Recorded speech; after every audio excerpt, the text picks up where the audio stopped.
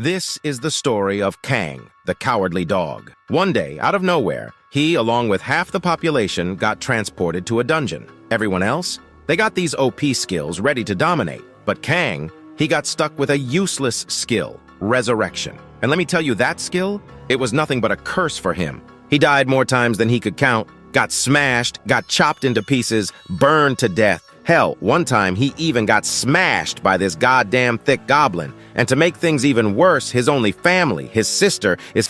Guys, please smash that 4,000 likes and hit that subscribe button if you're new. If you want to support me, I know you got this. I thank you all from deepest bottom of my ass, the deepest bottom of my heart. Now let's continue. It all started on that fateful day. Tomorrow was New Year's Eve, and like always, Kang came home after getting rejected by yet another company. And of course his sister, like always, started scolding him, asking, "Why the hell can't you get a job? For how long will I have to take care of you?" Kang had enough of all this. He was depressed, and to make things worse, he was also drunk. His head was spinning, so he just went straight to bed, even while his sister was still scolding him. As he lay there, he started to wonder why he was such a loser. He slowly fell asleep, thinking, tomorrow will be better. It was midnight, New Year's Eve, when suddenly a creepy voice murmured in his ear, startling him awake. The next thing he knew, he was in an endless white room. Before he could comprehend what was happening, words started appearing in front of his eyes.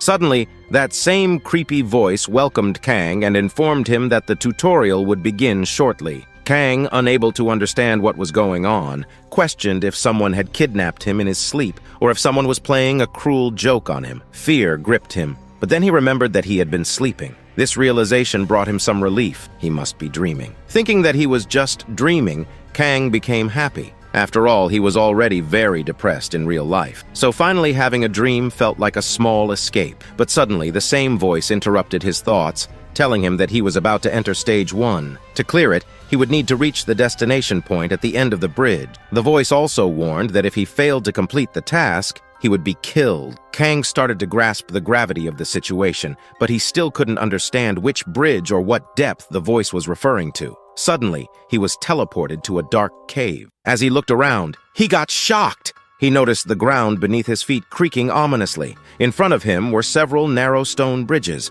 He wasn't alone, many people were standing around him, but just below them, molten lava bubbled menacingly. One wrong step, and it would be the end. The sight of the lava shocked Kang to his core. He couldn't believe what he was seeing. It was just a dream, right? But the sensations were so intense, it didn't feel like any dream he'd ever had. He began to question the reality of the situation. Who were all these people? What was going on here? Looking around, he saw that the other people seemed just as shocked as he was. They were all standing there, bewildered and scared. Kang couldn't help but think, what kind of stupid dream is this? As he was trying to make sense of everything, a familiar voice called out to him. Kang turned to his left, and to his shock, he saw his sister standing on the same bridge. She was terrified, crying uncontrollably. The sight of his sister in this strange place filled Kang with even more shock, and the first this he said to his sister was, "Why the hell are you in my first dream of this year? This is ridiculous." This made her sister more shocked, and she replied, "I should be the one saying this. What is my brother doing in my dream?" She was still scared and confused, beginning to wonder if this really was just a dream. Everything felt too real. But Kang wasn't ready to listen to his sister's fears. In a serious tone, he said, "Don't act like this is your dream," because it was clearly his. But his sister only got more furious. She yelled back, asking if this was really the time to be arguing about whose dream it was. The heat of the lava and this sensation was too real to be a dream? And the bigger question, was it even possible to have such a natural conversation like this in a dream? But Kang, being a bit of a dumbass, he explained that a brain can be easily tricked. People always say they can't feel pain in their dreams, but that is a lie. Kang had experiences where it felt like he was really pissing, only to wake up and find that his blanket was safe. Hearing this, his sister got really annoyed. "Good job, very good job saying something so embarrassing in front of your sister."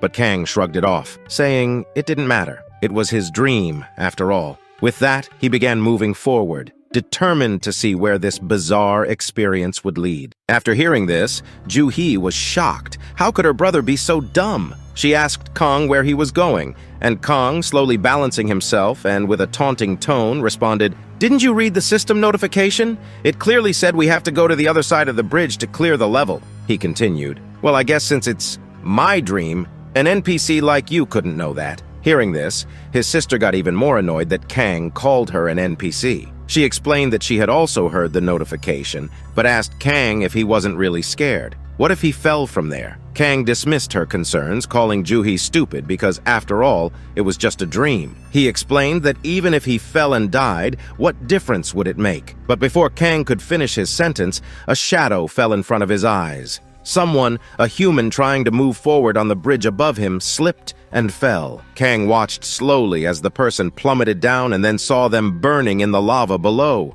As the unfortunate soul fell into the lava, he started screaming very loudly, burning right in front of Kang and his sister. The person's body melted before their eyes. Rotten, burning smell, creepy, both of them, and seeing this, Kang's lungs seemed to stop working. After that, Kang and his sister didn't say anything for a while. They just stood there, watching the person die slowly and painfully. Kang's face was a sight to behold. After a moment, his sister asked, "What were you saying?" Kang's face was worth seeing. He shivered and tried to speak, stuttering. The scream just sounded a little too realistic, right?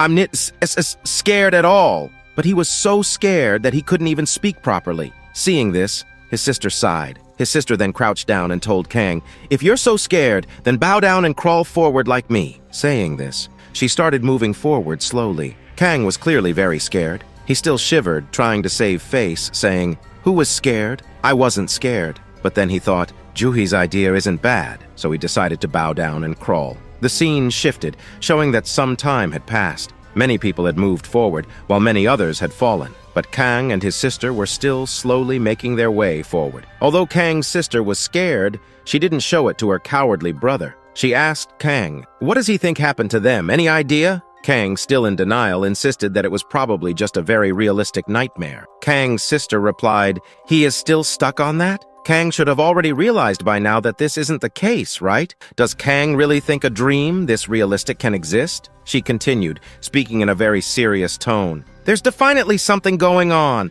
something they can't even begin to imagine, and if they die here, maybe they die in real life too." Hearing this, Kang couldn't hold back any longer and started crying very loudly. For so long, Kang had been trying to be strong, but finally he broke down. He shouted, You witch! I was trying my best to ignore it. So why do you keep bringing this up? I'm stuck here, frozen in fear." The thought that if he died here, he could die in reality too scared him so much that he couldn't move. He started shivering uncontrollably. Seeing this, his sister thought to herself that Kang must be the most unreliable older brother in the world. Kang finally just lay down there, paralyzed by fear. He started shivering even more, saying, "I'll just rest here a little before continuing." His hands and legs trembled with fear, but he tried to change the topic. He forced a smile and said, "You know, the possibility still exists that this is just a dream, and maybe when he wake up, everything will be gone." But before Kang could finish his thought, the same voice echoed around them. It announced that a set amount of time had passed since the start of the tutorial, and that no player had completed it. As a result, the difficulty would now increase. As soon as the voice stopped, a loud crackling sound started. Hearing this, Kang and his sister became very scared. Suddenly, the bridge behind Kang started breaking apart, not just his bridge, but everyone's. Seeing this, everyone became very scared and started running. Half of the people fell while running, while the other half kept going. But Kang, already terrified, became even more scared and couldn't move. His sister stood up and shouted to Kang, "Run fast or you'll die!" Kang finally managed to get up and started running. His sister was ahead of him and Kang was trailing behind, still very scared. He kept repeating to himself, "It's okay. The bridge isn't too narrow. If I don't trip, I'll reach the end. Just look ahead. Focus on the path. Just keep looking ahead." Saying this, he kept running as fast as he could. Finally, after a while, he saw the end of the bridge. Seeing this, he felt a surge of happiness. He thought that as soon as he reached the end, this nightmare would be over. But suddenly, he heard a crackling sound. He looked to his left and saw that his sister was also about to reach the end. But the ceiling above her was breaking apart. He called out to his sister loudly, but it was too late. At that moment, something inside Kang awakened. His brotherly instincts kicked in, and he jumped from his position. He landed on his sister's bridge, and with a burst of speed, grabbed her. Without hesitating, he jumped from there, determined to save her. Then we see the bridge beneath them start to crack, and finally Kang with his landed on the end of the bridge. If they'd hesitated even a second longer, they'd have been done for. No doubt about it. Before they can even catch their breath, that same voice echoes through the air again. It congratulates them on clearing stage 1 of the tutorial, which is the first of a total of 8 stages. At the same time, the notification informs them they've leveled up. They've temporarily awakened their powers, which will fully awaken when the tutorial is over. Kang don't pay much attention to this notification, though. Kang just lies there, lets out a sigh of relief, and says he can't even move a finger anymore. But Juhi, she was reading that system notification real serious, curiosity written all over her face. But Kang shouted, "Forget all that. You're not even gonna thank me for saving your life?" Juhi casually muttered a thank you, but Kang couldn't help but feel a little confused. Just a casual thank you, really? Juhi, on the other hand, was confused. What the heck is this temporarily awakened status window? In front of her was her status window. Her level was 1, her strength was 7, agility 12, vitality 6, magic power 13. But the most interesting part? Her skill was calm, which explained why she was so calm in this crazy situation. But when Kang heard the word system window, he lit up. Is this the same system window I'm thinking about? Even though he was dead tired, he somehow managed to open his system window, and boy, oh boy, his skill was resurrection. But before he could really check it out, he woke up screaming, drenched in sweat. He sat there silently for a while, taking it all in, realizing he was back in his room. It was morning. Was that really a dream, he thought? Was it? After a while, it's revealed that this strange news has spread all over the world. Almost half the population had the same dream, being on top of a lava bridge and having to complete some fixed level. The whole world's in chaos, but there's one thing in common. Every single person who had the dream was between 18 and 40 years old. After a while, Juhi comes bursting into Kang's room, screaming her head off. Both of them, nervously and in a panic, start babbling about what had happened. Kang, barely catching his breath, starts firing off questions. Juhi had appeared in his dream. He almost died. And what about that status window? Juhi, just as flustered, starts asking her own questions. They begin arguing. Juhi was almost going to die, and Kang had saved her life. They go on and on about how realistic it all was, talking so fast that neither of them can understand a word the other is saying. Juhi finally gets fed up and screams, "At least let me speak first." Kang, already riled up, snaps back, saying that Juhi is the one interrupting. "Let me speak first!" Well, it's just typical brother-sister bickering. They keep going at it until they both give up and retreat to opposite corners of the room. After a while, their stomachs start growling with hunger. They decide to eat first and then sort everything out. While they're eating, the internet is going nuts. Everyone's talking about the end of the world, realistic dreams, shared dreams, apocalypse theories, you name it. The two of them sit down to eat, and finally, they manage to talk to each other without all the yelling. They start to realize that what they experienced wasn't just a dream. They had actually met and talked to each other, for real. It wasn't just something happening in their country either. Seems like people all over the world had the same dream. But Kang reads some strange news. Apparently people who died in that dream didn't actually die in real life. According to the reports, 4 out of 10 people died in the dream, but nothing happened to them in reality. But Juhi wasn't so sure. She says that even though they didn't die, the experience was so realistic that if they had fallen into the lava, the feeling of dying would have been so intense it could have ruined their lives. Juhi even read online that the people who died in that dream ended up admitted to mental hospitals. They were so traumatized. They continue eating in silence. But then there's a loud noise outside. Kang goes to check it out, and what he sees is pure chaos. People have gone mad. They're stealing food, some are carrying God's posters and marching down the streets, and others are convinced the world is ending. Thieves and robbers are going wild, looting everything in sight. The world is in shambles. Juhi knows she can't go to work like this, and Kang, well, there's no way he's going out to look for a job. Inside, Kang is actually kinda happy. Finally, he doesn't have to worry about finding a job. He even starts thinking maybe the world really is going to end. Then Kang asks Juhi if she's tried opening her status window in the real world. Juhi shakes her head and says no, but when she does open it, there's a message that reads, In 4 years, 364 days, 17 hours, 3 minutes, and 13 seconds, a disaster will strike. A disaster that will end the world. Hearing this, Juhi starts panicking and asks, "What do we do now?" But Kang just shrugs and says, "The world's gonna end in 5 years, what's the point of stressing about it now? Better to stay home and figure out what's going on with this tutorial guy." Juhi thinks for once Kang's actually making some sense. Meanwhile, the world slowly begins to calm down. The police start catching the thieves, and people begin to return to some sense of normalcy. Night falls, and everyone goes to sleep. Kang drifts off as well, but as soon as he closes his eyes, that same voice welcomes him back. The voice asks if he'd like to see the explanation and instructions for basic interference. Kang, already annoyed, says, "Skip all this and just show me my status window." The system complies, showing him his status window. Kang's still at level 1. His strength is 8, agility 9, stamina 8, magic power 14, and his unique ability is resurrection. Kang doesn't know if his stats are any good because he's only seen his own. The only thing that stands out is his magic power, which is higher than the other stats. He figures he's probably going to be good at magic, but when he checks his unique ability, resurrection, he gets shocked. He smirks and says, "This smells like an overpowered cheat ability." Kang checks the details of his resurrection ability. It says his resurrection rank is Z. After 24 hours of his death, he can come back to life. If the resurrection location isn't specified, it will take place at the last sleeping location. But there's a penalty. Kang's level will decrease by 1, and all his abilities will be reduced by 50% for 24 hours. However, in the tutorial, the resurrection penalty doesn't apply. Kang can't contain himself. He starts dancing around. He's got a god-level cheat ability. He thinks to himself, "Finally, I'm going to be able to get out of this pathetic loser life." But he had no idea what was going to happen to him. The scene shifts, and we see Kang wielding a big hammer, trying to fight an ugly goblin. He's swinging with all his might, trying to take down the goblin, but the goblin dodges his attacks easily. The objective of the second stage is to kill all the goblins, but Kang isn't able to take down even one. After struggling in front of the goblin for some time,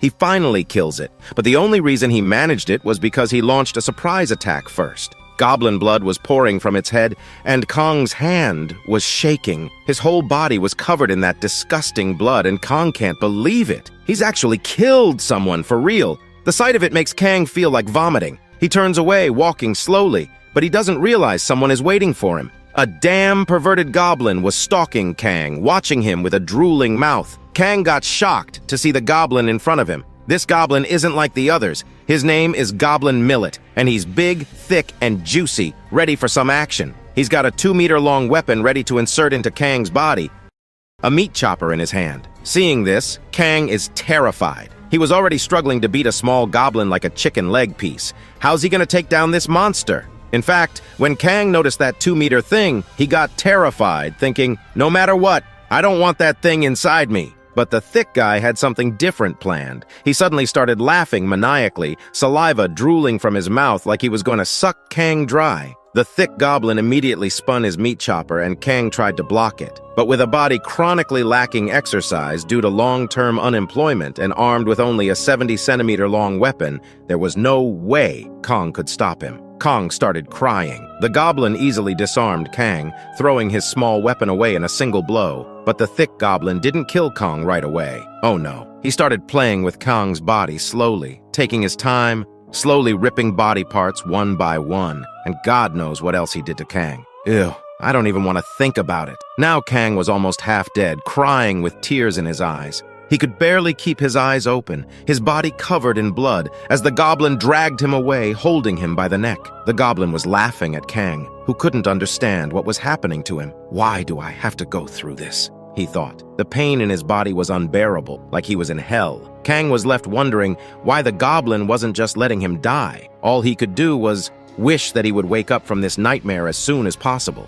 But Kang's suffering didn't end there. That day, he realized just how much blood a human body can hold. That thick and juicy goblin? After having his twisted fun with Kang, he dragged him for hours, holding him by the collar, taking him who knows where. And for all those hours, Kang endured unimaginable pain, unbearable, hellish suffering. Finally, after what felt like an eternity, the goblin hauled him in front of 3 more goblins, and then all 4 of them had their way with him. Kang's death came from blood loss and intense torture. He woke up in his bed screaming like a madman. Hearing his screams, Kang's sister Juhi woke up. She was angry, annoyed, and frustrated. She burst into his room with a loud bang, scolding him. "What is this crap happening again so early in the morning? Why are you screaming like a madman at 4 a.m.? And to top it off, Juhi's head was aching, and Kang wasn't letting her get any sleep. But when Juhi noticed Kang, poor Kang, curled up in the corner of his bed,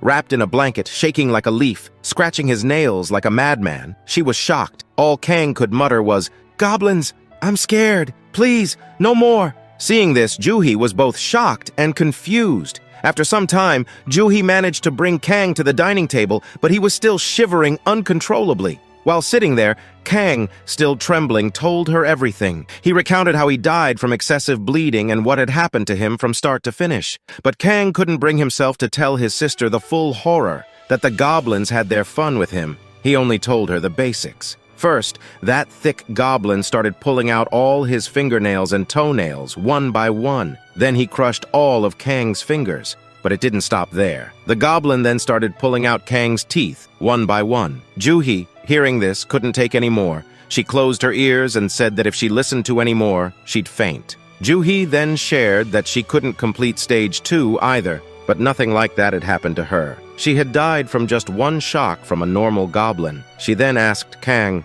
"Is that why you were crying?" At that moment, Kang felt deeply ashamed that he had cried in front of his younger sister. Trying to defend himself, Kang stood on his chair and shouted, "Because you haven't experienced all this yourself, you can't understand. Even if Mike Tyson was here, he'd be shouting louder than me and probably would have run to his mom." Seeing Kang's outburst, Juhi calmed down and said, "It's okay. I was just joking to lighten the mood, and it looks like it worked." She added, "Seeing you shouting like this, I guess you're okay now." Then she asked, "But don't you think you need to go to the hospital?" Kang was confused. "Hospital?" he asked. Juhi explained that news had spread worldwide about how people who died from goblin attacks in this level had become so traumatized that psychiatric departments were seeing 10 times the usual number of patients. But no one had been hurt as badly as Kang. Kang, trying to save face, said, "I'm not that weak. I'm a man, and a man doesn't feel pain." Hearing this, Juhi felt cringed. But then she shared some good news. It's been reported that those who die in the tutorial won't have the dream again the next day. Hearing this, Kang was overjoyed. He thought, finally, I'll be able to sleep peacefully tonight. But will he really? That night, as Kang went to sleep, the same voice welcomed him back. The voice said, "Kang's special ability, Resurrection, has been activated." The tutorial would start again for him. At that moment, Kang felt his world collapse, like he'd seen a ghost. The air seemed to leave his body and he started screaming, "Son of a dog! Who made this disgusting system?" Finally, after an hour of venting his frustration, the system notified him that because he was in the tutorial zone, he wouldn't be penalized for dying. But Kang was completely traumatized. He hadn't slept for 8 hours, thinking that when he woke up in the real world, he'd finally escape this nightmare. But even after 8 hours, nothing changed. He in fact slept in the tutorial zone, but when he woke up, he was in the same place. Kang had been stuck there for 2 days now, but he couldn't find a way out. He realized there was only one way to escape, either complete the level or die. But if he died, he'd just wake up the next day to do it all over again. This thought pushed Kang closer to a mental breakdown. After a few hours, accepting his reality, Kang got up and saw a bunch of weapons in front of him. This time, he chose 2. A crossbow for long-distance kills, and a heavy weapon for close combat. He felt pretty confident about the crossbow. "Let me show you," he said. "I used to be a great shot as a kid." With intense focus, he aimed for the thick goblin's forehead, but the arrow only grazed the goblin's cheek. Nothing happened. The thick goblin turned around, saw Kang, and started drooling. Kang knew that if this goblin caught him again, the same thing would happen all over again. Kang also had a spear with him, so he grabbed it and prepared to fight. Since the spear was a long weapon, he managed to kill a small goblin easily. Seeing this, he was thrilled. But as soon as he tried to pull the spear out of the goblin's chest, he realized it was stuck in the bones. Before Kang could free the spear, the thick goblin crushed his head, killing him instantly. Kang woke up again, clutching his chest, gasping for air. But this time, he was strangely happy. At least he had died in one shot and avoided the torture. Day 3 rolled around, and Kang found himself back in the same place. The system notified him again that Stage 2 was about to start. By now, Kang was fed up with hearing the system notifications. He even threatened, "If you say it again, I'll finish the system myself." This time, Kang didn't rush in like a madman to kill the goblins. He realized he was a pathetic loser weakling compared to them. He remembered watching videos of professional fighters on YouTube and decided to try something new. After watching those videos,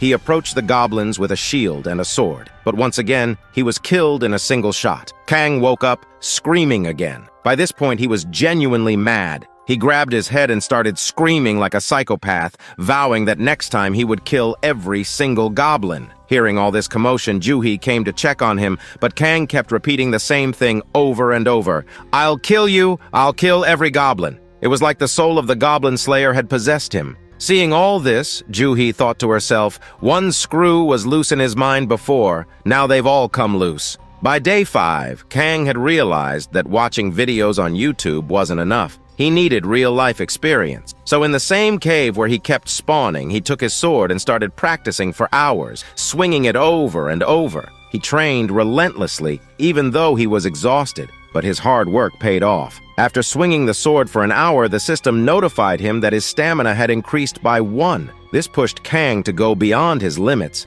Seeing this, Kang was thrilled, but he collapsed from exhaustion. Frustrated, he thought, after swinging the sword for 8 hours, only 1 stamina point increased? This is injustice. Then he remembered that he had an additional stat point, so he put it into his strength. Now, with an extra point in strength and increased stamina, he thought he could finally take down the goblin. Filled with confidence, he screamed as he charged at the goblin again, but once more, the goblin killed Kang in a single blow. Kang woke up screaming yet again. For the next 15 days, Kang returned to the tutorial zone like a madman. He exercised, did push-ups, trained with his sword, and increased his stats. When he got tired of training, he'd let the goblins kill him in one blow and return to the real world. But all this took a toll on Kang's mind. He was on the verge of a mental breakdown when the system notified him that he had acquired basic swordsmanship at level F. Seeing this, Kang was surprised. The system explained that this swordsmanship skill was only used by local thugs,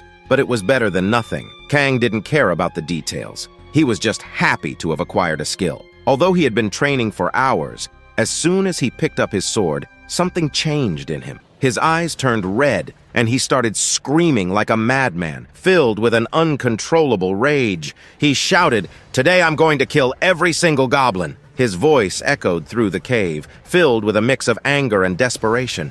Although Kang had spent more than 15 to 20 days in the tutorial zone, in reality only 7 days had passed. During these days, Kang had gathered a lot of information. First off, there were only 5 goblins in the zone. 4 of them were the small chicken leg piece goblins, which Kang managed to defeat one by one. The main problem, however, was the perverted thick goblin. He was tough, making him very difficult to defeat. Kang had defeated the small goblins and now stood face to face with the thick one. The goblin attacked Kang with his meat chopper, but Kang dodged the blow with his shield. Kang had changed a lot. Now he could see the goblin's attacks coming. He could block and dodge them. With a dead, serious face, Kang unlocked his basic swordsmanship ability and tried to cut the goblin's head off. But once again, Kang only managed to scratch the goblin's face. He was already exhausted from defeating the other 4 goblins, and now after fighting the thick goblin, he was nearly spent, shivering with fatigue. Sensing Kang's weakness, the thick goblin took advantage, swinging his meat chopper and knocking Kang's sword far away. Kang was surprised, but managed to dodge another attempt by the goblin to cut his leg. Smirking, Kang thought to himself that this goblin really enjoyed torturing him. After fighting him so many times, Kang had memorized the goblin's attack pattern. The goblin never tried to kill Kang outright. He just wanted to capture him alive and have fun torturing him. This knowledge gave Kang a small advantage. Taking that advantage, Kang quickly bent down and kicked mud into the goblin's face, causing him to cry out in pain as the dirt stung his eyes. The goblin shouted loudly in agony. Seizing the moment, Kang picked up a large stone and smashed it into the goblin's leg with great force, breaking it. The goblin screamed in pain, thrashing his meat chopper wildly. Kang circled behind him while the goblin was still reeling from the attack. By the time the thick goblin opened his eyes, it was too late. Kang, screaming, "I am the strongest! I am inevitable!" smashed the goblin's face with the stone, causing blood to gush from the goblin's mouth and nose. The thick goblin collapsed,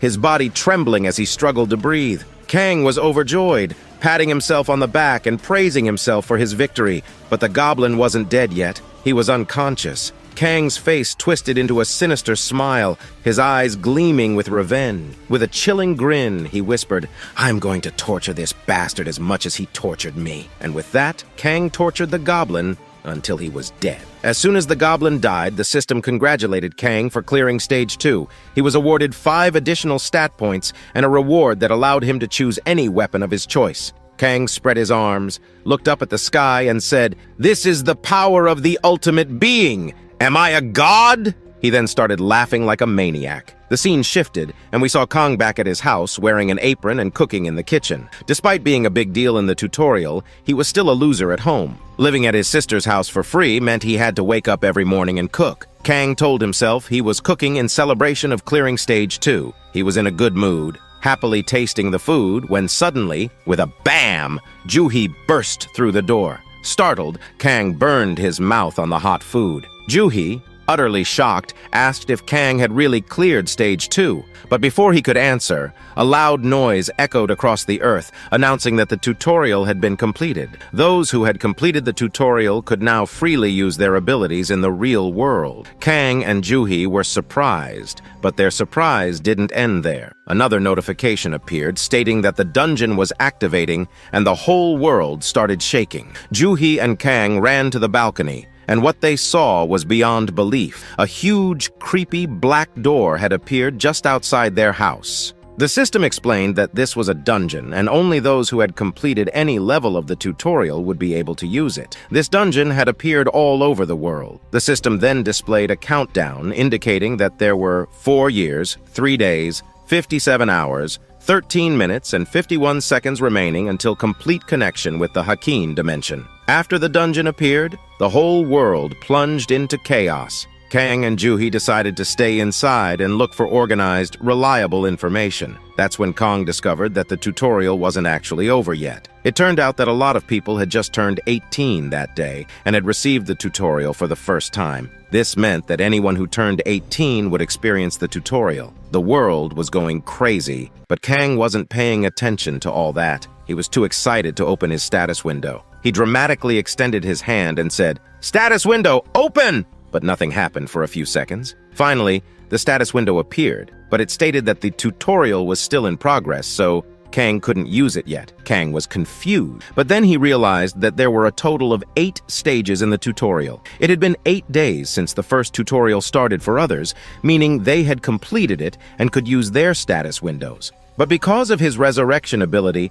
Kang was stuck in Stage 2. This meant that until he completed all 8 stages, he wouldn't be able to use his status window. Kang was very sad upon realizing this. He asked Juhi if she had found any information about Stage 3 online. Juhi explained that the tutorial was so difficult that very few people had reached Stage 3 or 4, and those who had completed it were keeping the information secret. They didn't want others to gain power so easily. But Kang, showing off his body and biceps, said, "I don't need that information anyway. I'm a genius, and I'll complete Stage 3 just like that." But will he really be able to do it? Let's see. The scene shifted again, showing a beautiful night with a glowing moon. In that moonlight, a glittering, delicious-looking golden liquid was falling like a waterfall. It turned out that it wasn't a waterfall at all, but a tribal man peeing, and that pee was falling directly on Kang's face. Kang was sitting quietly in a ghillie suit, and the tribal man was peeing on his head. The pee dripped slowly down Kang's mouth, and his mind filled with rage. "I will kill you! I will definitely kill you, you Then we go 10 hours back, in a flashback, to when Kang first arrived at Stage 3. As soon as he stepped into this new stage, the system welcomed him and announced that the name of the stage was Patience and Endurance Test. In any situation, the clear condition was that Kang had to kill a Gurkhan chieftain without anyone knowing. The fail condition, death. When Kang looked down at himself, he noticed he was wearing a ghillie suit. After assessing his situation, he realized this was some sort of hitman or assassin-type mission. He had never heard of a monster named Gurkhan Chieftain, so his first step was to find it. But before setting out on his mission, Kang wanted to check what rewards he had earned from Stage 2. He opened his status window and saw that he had leveled up from level 2 to level 4. His strength and agility were both at 10, stamina at 11, and magic at 14, with an additional stat point of 7. Not only that, he now had 3 abilities: basic swordsmanship, basic shield technique, and basic crossbow technique. Seeing this, Kang was amazed and shouted, "I am so rich! This is exactly how a status window should look." But Kang's happiness didn't last long. As soon as he opened the details for his basic shield and basic crossbow skills, he saw that they were practically useless. The shield skill was good enough to block local kids from bullying him, and the crossbow skill could only kill small goons. Kang's enthusiasm quickly turned to annoyance. Then, he remembered that because he cleared Stage 2, he had received a weapon as a reward. He eagerly opened his inventory and found a sword. Clicking on it, he pulled out a sparkling sword from his inventory. Kang admired the sword carefully, feeling very cool and powerful. He took the sword in his hand and started laughing like a madman, saying, "This is so awesome! I've always wanted to hold a sword like this." But the system, ever the buzzkill, notified him again. "This is just a shabby longsword." Kang's excitement turned to irritation once more, and he left in a huff. As Kang moved forward, he narrated to himself that Charlos Hathcock was a legendary sniper who had successfully assassinated a general from 1.4 kilometers away after crawling for 3 days. Kang respected him a lot. Kang had been crawling for 10 hours and had finally reached his destination, a village guarded by tribal people with drums beating in the background. He started thinking about how to kill the chieftain. There were many small huts, but Kang assumed the chief would be in the biggest one. At that moment, a guard slowly approached Kang, but Kang didn't notice him. After crawling in the grass for the past 10 hours, Kang had leaked pee, making his pants sticky and causing grass to cling to his body. Insects were biting him, and rainwater was soaking him to the ass. Kang was deep in thought when suddenly the guard appeared in front of him. The AIR seemed to leave Kang's lungs as he realized he might be caught. Kang looked up, and there stood a big, thick, muscular guard staring straight down at him. Kang thought his mission was over, but the guard slowly lifted his pants and started pissing directly on Kang's head. The guard, oblivious to Kang's presence, had simply come to pee in the grass, unaware that someone was hidden there. The pee kept flowing, dripping slowly into Kang's mouth. Kang's head was bursting with anger, his body trembling with rage. But he knew he had to stay calm, had to endure this humiliation. "I have to endure," he kept telling himself. "No matter what happens, I have to endure." The system had said this was a test of patience and endurance, and Kang was trying his best to hold it together. But then the guard started playing with his pee, letting it splash onto Kang's face. That was it. That was the final straw. Kang's rope of patience snapped. He leaped up, screaming, and started chasing after the guard, yelling, "I'm gonna cut your little pee-pee off!" The guard turned around in shock, seeing Kang's face still covered in his pee. Kang, screaming like an animal, charged at the guard with his sword in hand. In one swift blow, he killed the guard, cutting him clean in two. The guard's body fell to the ground, and Kang gave a satisfying smile. But his actions had alerted the other guards. They quickly surrounded Kang, more than 100 of them. Kang stood there, realizing he had really messed up. So he decided to go out with a bang. He thought, "I might as well say the line I've always wanted to try." Kang screamed with all his might, "Come at me, you son of bastards!" The guards charged at him, but because of his scream, the system notified Kang that he had acquired a new skill, Lion's Roar of Rage. No one knew what skill it was, but what was clear was that all the guards tore Kang to pieces and fed him to the animal. The next day, Kang was furious. He grabbed his ghillie suit in his hand and screamed, "I will kill everyone one by one!" His scream was so intense that the system notified him that his Lion's Roar of Rage had been upgraded to D-grade. This new skill allowed him to lower the stats and morale of surrounding enemies and remove all debuffs on himself. We then see Kang throwing his ghillie suit into the air and screaming, "I will kill each and every one of you damn bastards!" before charging toward the guards. Last time, Kang had spent 10 hours hiding in the bushes, observing that in the morning, the guards would scatter to go hunting. This meant they were easier to pick off one by one in the morning. Armed with this knowledge, Kang began cutting them down one by one, making his way to the tent. In a moment, Kang was inside the tent, his face twisted into a sinister smile. He hissed, "I'm here, you bastard Gurkhan chieftain!" But what he saw next made him go crazy. Inside the tent was a fat, ugly chieftain sitting comfortably, but next to him were two mages activating spells. With a single command from the chieftain, the mages released their spells on Kang. Kang suddenly felt stuck, as if the gravity around him had increased tenfold. He couldn't move. He was trapped. Kang didn't understand how to get out of this situation until he remembered his lion's roar of rage. Taking a deep breath, he screamed, "Die, you ugly fat ass!" The debuff was lifted instantly, and even the chieftain was shocked. Kang didn't waste a second. He charged at the chieftain, a satisfying smile on his face, and declared,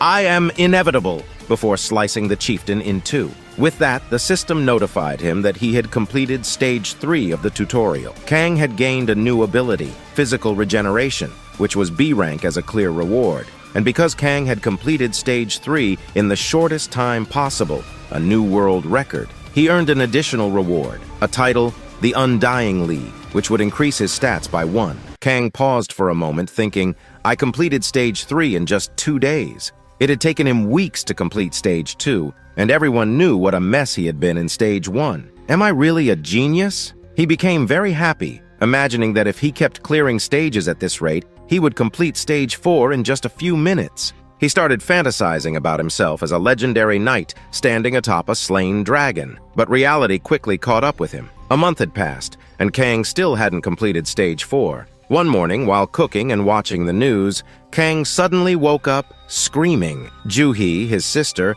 wasn't even surprised. It had become a routine. She sighed and muttered, "There he goes again with his bullshit." She turned off the gas stove and remarked that if Kang kept waking up screaming like this, the neighbors would think she was killing him every morning. Juhi asked Kang, "What happened today? Did you slip, hit your head on a rock, and die?" She was clearly making fun of him. But then we see a very thick leg step out of Kang's room. In a loud voice, someone shouted, "I cleared it, you idiot!" Juhi, still half asleep, but then she saw Kang, his whole body wrapped in a red aura, screaming, "I just fucked everyone up!" Juhi didn't take Kang's words seriously at first, but as he stepped into the light, she was shocked, bewildered, and confused. She couldn't speak for a moment, but then she screamed, "What happened to you?" Standing in front of her was Kang, his body now swollen and twice the size it used to be, muscles bulging, his entire frame having become 10 times. After some time, we see Juhi, confused and bewildered, sitting down to have breakfast with Kang. She couldn't help but ask,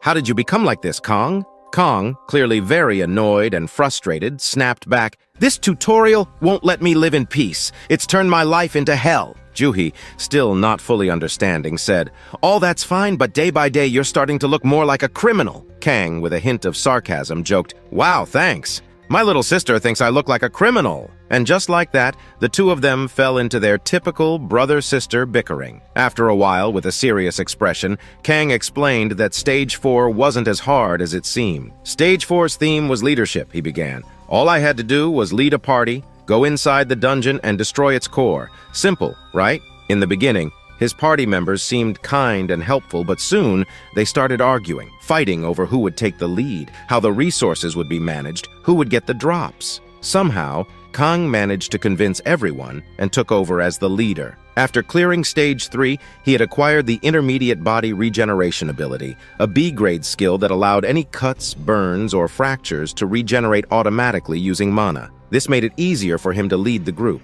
Juhi, curious, asked, "If everything was going so well, why did it take you a month to complete Stage 4? Hearing this, Kang's mood shifted. He became depressed and didn't say anything for a moment. Then, with a deep and frustrated voice, he said, "The trouble started that night. Every time I fell asleep, my so-called party members would murder me in my sleep." Kang's voice grew louder as he recalled the events.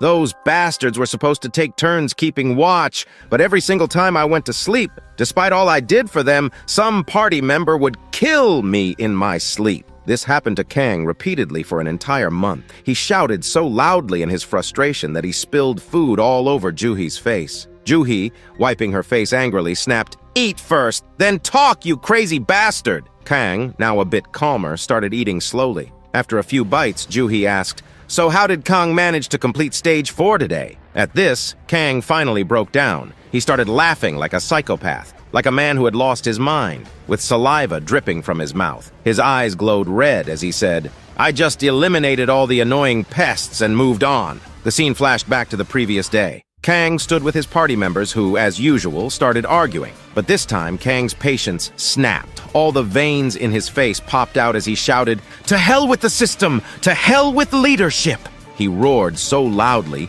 using his lion's roar, that everyone's ears almost burst. One of the party members, a witch who had killed Kang the most times, started yelling at him, asking what he was doing. But Kang was beyond reason. He pointed his sword at her chest and, with deadly eyes and a deep voice, said, "From now on, you all will follow my instructions. If anyone even itches without my permission, I will cut them from head to toe." Another party member, a yellow-haired guy named Pidu, tried to protest. "Are you crazy? Why should we listen to you?" But before he could finish his sentence, Kang punched him hard. Not just once, he kept punching him until Pidu was nearly dead. His face swelled up, his teeth were broken, and he cried so hard he couldn't even speak. He just nodded, saying, "I agree." The others were in shock, including the girl who started crying. After a moment, Kang, with that same deadly expression, repeated, "If anyone even itches without my permission, I will make sure you will beg me to die." After this, Kang went on a rampage,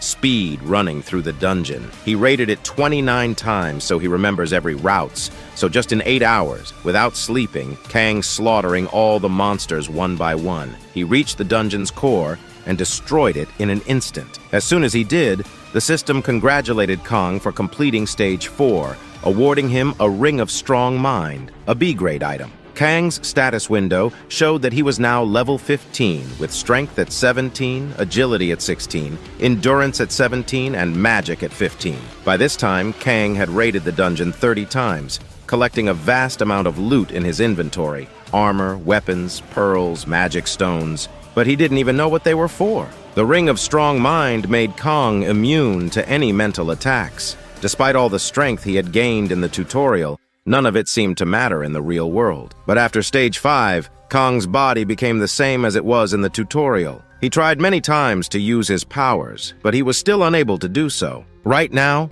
Kang was doing push-ups, his body now thick, muscular, and juicy. What a body. He finally completed his 1,000th push-up with one hand, sweat dripping from his body and evaporating as heat. After his push-up session, he wiped the sweat off and thought, "When will I finally complete Stage 8? As he pondered this, his phone rang. He thought it was just an ad, but as soon as he read the message, the ground beneath his feet trembled. There was a dungeon breakout, and the monster from that dungeon was a goblin. And this dungeon had opened right in front of the place where Juhi worked. Kang didn't waste a second. He ran to his house, searching frantically for a weapon. He looked left and right, panicking, cursing under his breath. Finally, he found a kitchen knife in the basin. Without wasting another moment, he grabbed it and dashed out of the house. A short while later, Kang stood outside Juhi's office.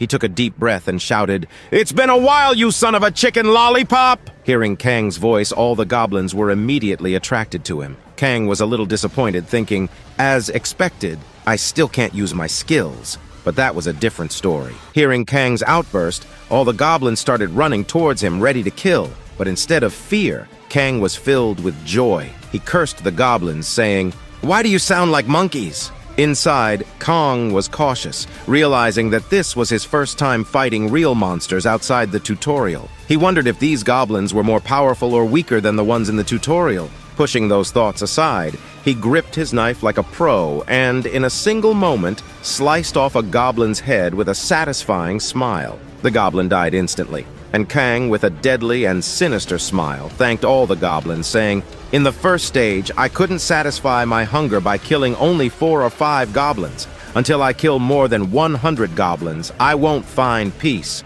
He pulled his kitchen knife out of the goblin's head and started slaughtering the goblins one by one. Meanwhile, inside Juhi's office, all the workers barricaded the entrance door with all the furniture they could find. But outside, someone was laughing like crazy, and heavy footsteps echoed as they approached the building. Everyone, including Juhi, was terrified. Juhi looked at her phone, and there was a message from Kang asking if she was still in the office. "If you are, then stay there," he wrote. Juhi was confused. Is Kang coming here? She wondered. But before she could complete her thought, that maniacal laughter grew louder, and the footsteps grew heavier. Suddenly, Kang burst through the door, smashing through all the heavy furniture. Covered in goblin blood, Kang stood there with a satisfying smile, like a psychopathic, cold-hearted murderer. Smiling, he said, "Yoo-hee! Your big brother is here."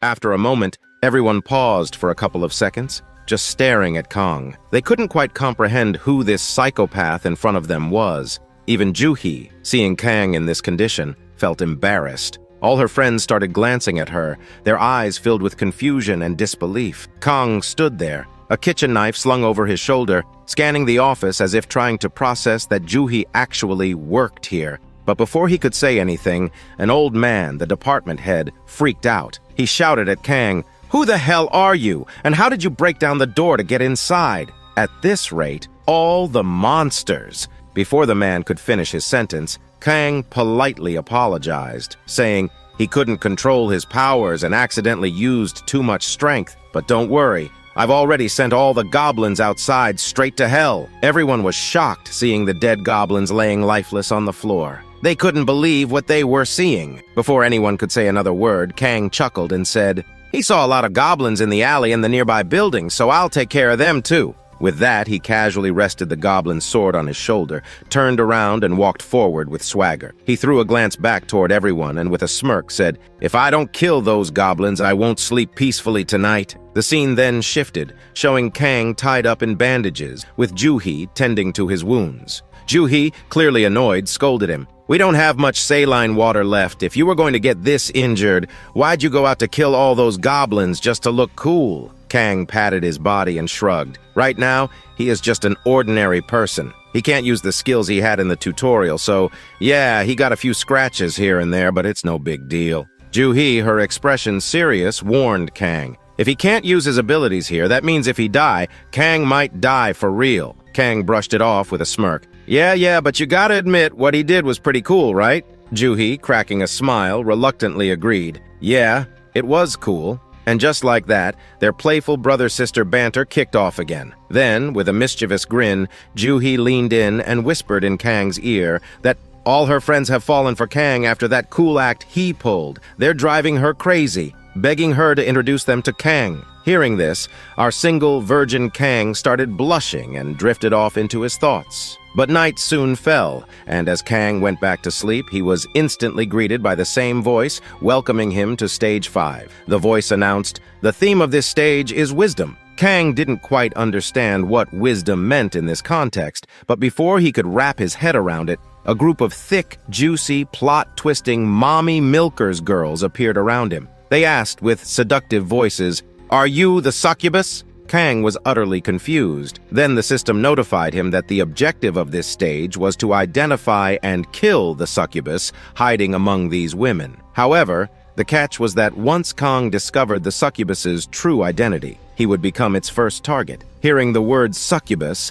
Kang's imagination ran wild. In his mind, he imagined a thick, juicy woman, seductive like a vampire, calling out to him. He remembered from games that a succubus drains men's juice, and now, with all these beautiful women in front of him, his single status ignited his inner passion. Before Kang could get too lost in his fantasies, a young, cute girl approached him. With a seductive voice, she asked, "What do you think? Who among us is the succubus?" For the first time, Kang found himself face to face with a girl who was not only cute, but also talking to him. He blushed, stammering, I don't know." But before he could say anything more, the system notified him that his ring of strong will was blocking a mental attack. Kang instantly realized that this girl was the succubus trying to control his mind. As night fell, Kang sat by the campfire, reflecting on the stages he had completed. Stage 1 was a nightmare of an inferno circus. Stage 2 was a brutal battle with goblins. Stage 3 had him crawling through mud for 10 hours only to get peed on by a monster.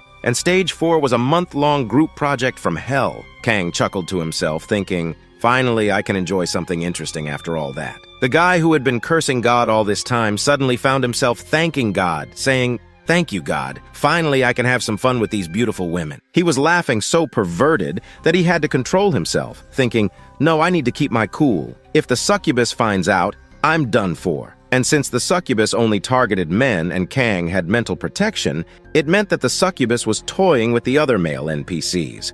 So for now, he decided to get some sleep. Tomorrow, he would make friends with the other female NPCs and finally defeat the succubus. But as soon as he woke up, he realized he wasn't in the tutorial anymore. He was back in Juhi's office. Startled, he shouted, waking up. Everyone around him cheered, congratulating him for heroically defeating the goblins. Even the male workers had become fans of Kang. They told him the good news. The army had arrived, but Kang wasn't in the mood to listen. He was still furious, angry at the succubus for almost getting the better of him. He muttered to himself that the succubus must have figured out that he knew her identity and had tried to kill him in his sleep. Just then, the rumbling of army trucks brought Kang back to reality. The whole building shook from the vibrations. The army had arrived, fully armed with AK-47S, M416S, and machine gun, mowing down goblins left and right. Everyone on the rooftop cheered with relief, but Kang sensed something was off. A creepy, chilling aura filled the air. Kang's eyes darted around until he spotted it.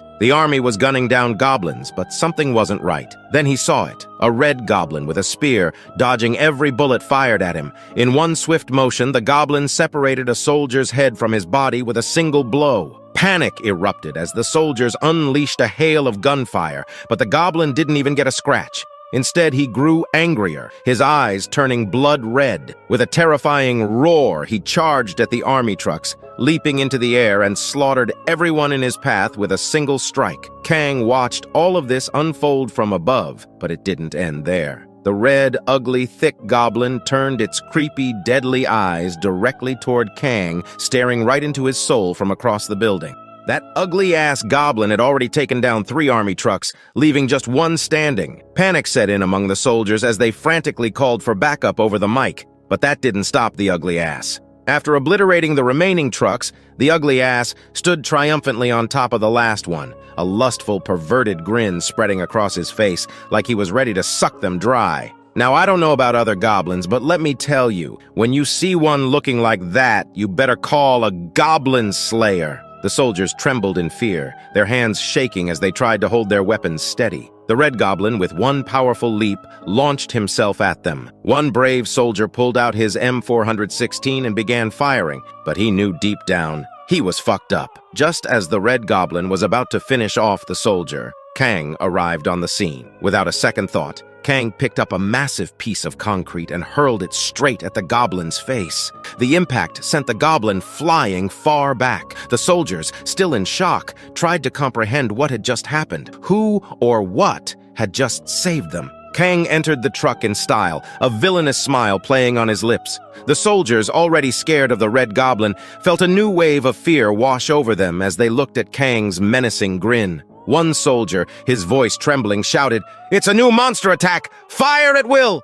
Kang, now panicking himself, shouted back, "I'm a human! Are you crazy?" The soldier took a closer look and realized that despite his monstrous appearance, Kang was indeed human. Embarrassed, he muttered an apology, thinking Kang might be one of the awakened they had called for support. But Kang wasn't focused on the soldier's apology. He noticed the red goblin slowly getting back up. Kang didn't decide to help the army because he was kind and wanted to act like a hero. No. He realized that if the army lost, the goblin would have come straight for him, putting Juhi in danger. Deciding it was better to take the goblin down with the army's help, he acted swiftly. Kang hopped off the truck and asked the soldiers, "You guys got any tear gas?" They nodded, but mentioned they didn't have an extra mask for Kang. Without hesitation, Kang replied, "He don't need a tear gas mask." The soldiers, confused, prepared to throw the tear bomb as soon as Kang engaged. Meanwhile, Juhi was freaking out, wondering what the hell Kang was thinking, going down to fight with no abilities.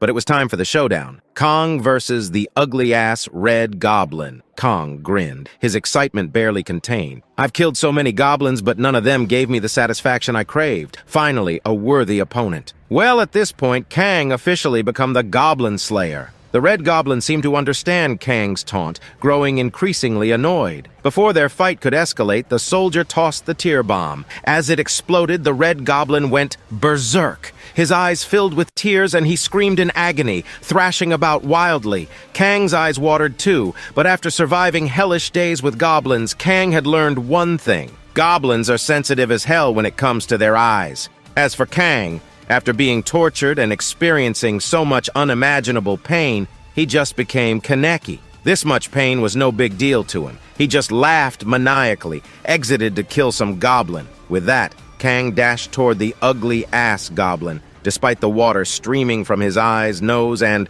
from God know where, Kang unleashed a barrage of attacks on the goblin, who could do nothing but close his eyes and stand there, unable to fight back. But after a while, Kang realized something unsettling. His attacks weren't even scratching the goblin. Meanwhile, the soldiers watched from a distance, wondering, is this crazy guy was actually an awakener? Just then, a voice from behind one of the soldiers said, "I thought I was the only one who came here for support. Who's this guy?" As the mysterious figure continued to watch Kang from a distance, Kang noticed that despite all his efforts, his sword was completely worn out, and the goblin still hadn't taken any damage. Kang's eyes, still filled with tears, focused on the goblin's skin. It was incredibly tough, much tougher than he'd anticipated. If only he had his skills, he could have sliced through it in an instant, but without them, it was nearly impossible to cause any real damage. Just as Kang was wondering what to do next, someone zoomed past him, a blur of speed, and unleashed a flurry of attacks on the red goblin. Kang was surprised. This guy was fast,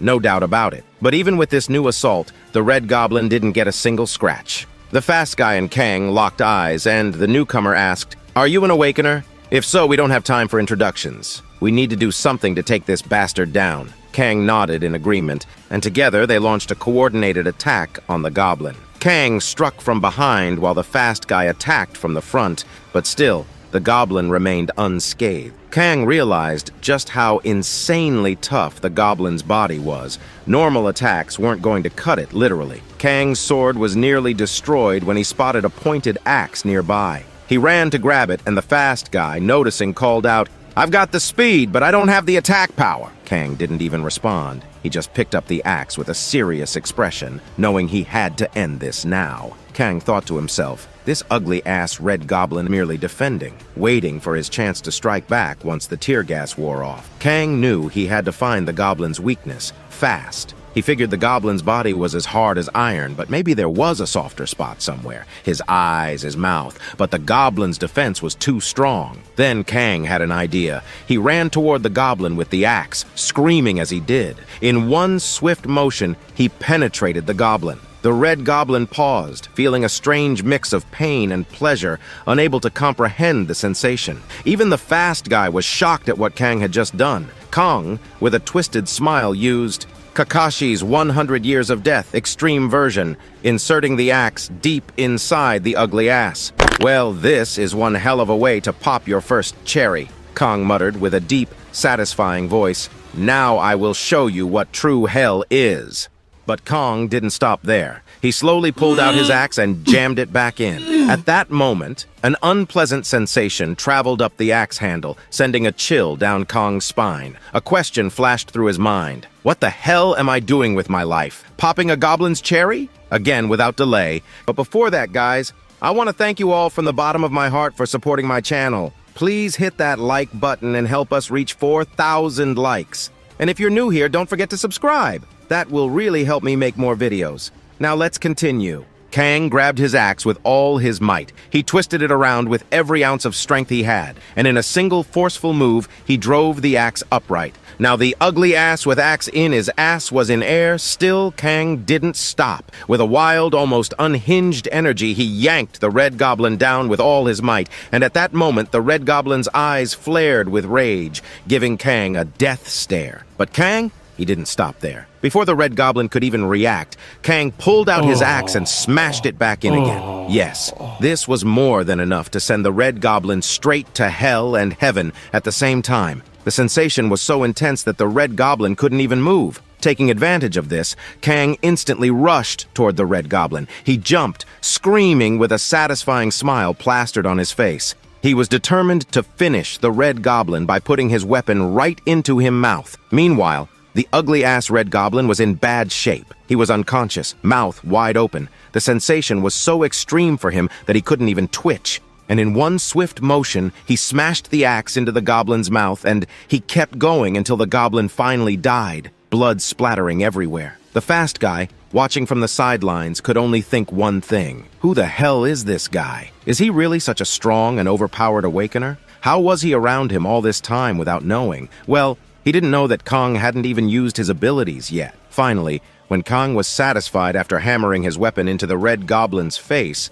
the system notified him that he had killed the Red Goblin. And since the Red Goblin was a boss monster, Kang was going to get a reward. But since he hadn't completed the tutorial yet, he couldn't check the item. Kang picked up the item and stuffed it into his inventory. Then, the fast guy called out to Kang from behind. Seeing this, Kang panicked a little. He thought, usually items need to be distributed, right? But the Red Goblin's cherry had been popped by himself from start to finish. The fast guy had just dropped in the middle. Kong didn't want to share this item with him, so like a flash, he bolted from the scene, screaming that he had some urgent business to attend to. He turned back with a kind smile, tossing the ass-busting axe behind him, and told the fast guy, "Use the smelly axe after washing it." By the time the fast guy reacted, Kang had already disappeared. The fast guy, with style, removed his mask, revealing a goddamn handsome face. He wiped the sweat from his brow, thinking only one thing: I want to fight that guy. Several hours after defeating that hobgoblin, evening settled in. Kang took Ju-hee back to their house.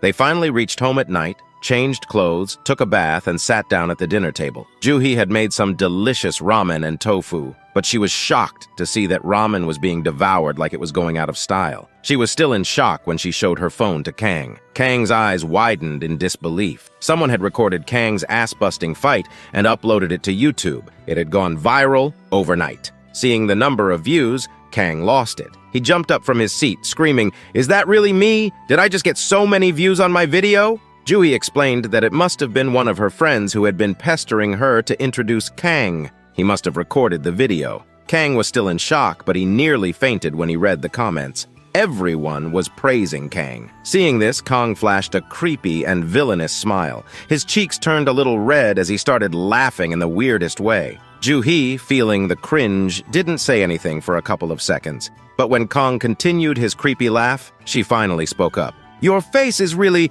Kong." Kong understood that Ju-hee was about to make fun of his face again, but before she could say more, Kang continued reading the comments. What did he see there? People were making fun of his face too. Some were saying his face looked like that of a criminal who had escaped from jail. Others said it was a face you could only make after killing 5,000 to 10,000 people. One girl even said that if she saw that face on the road, she'd pee in her pants.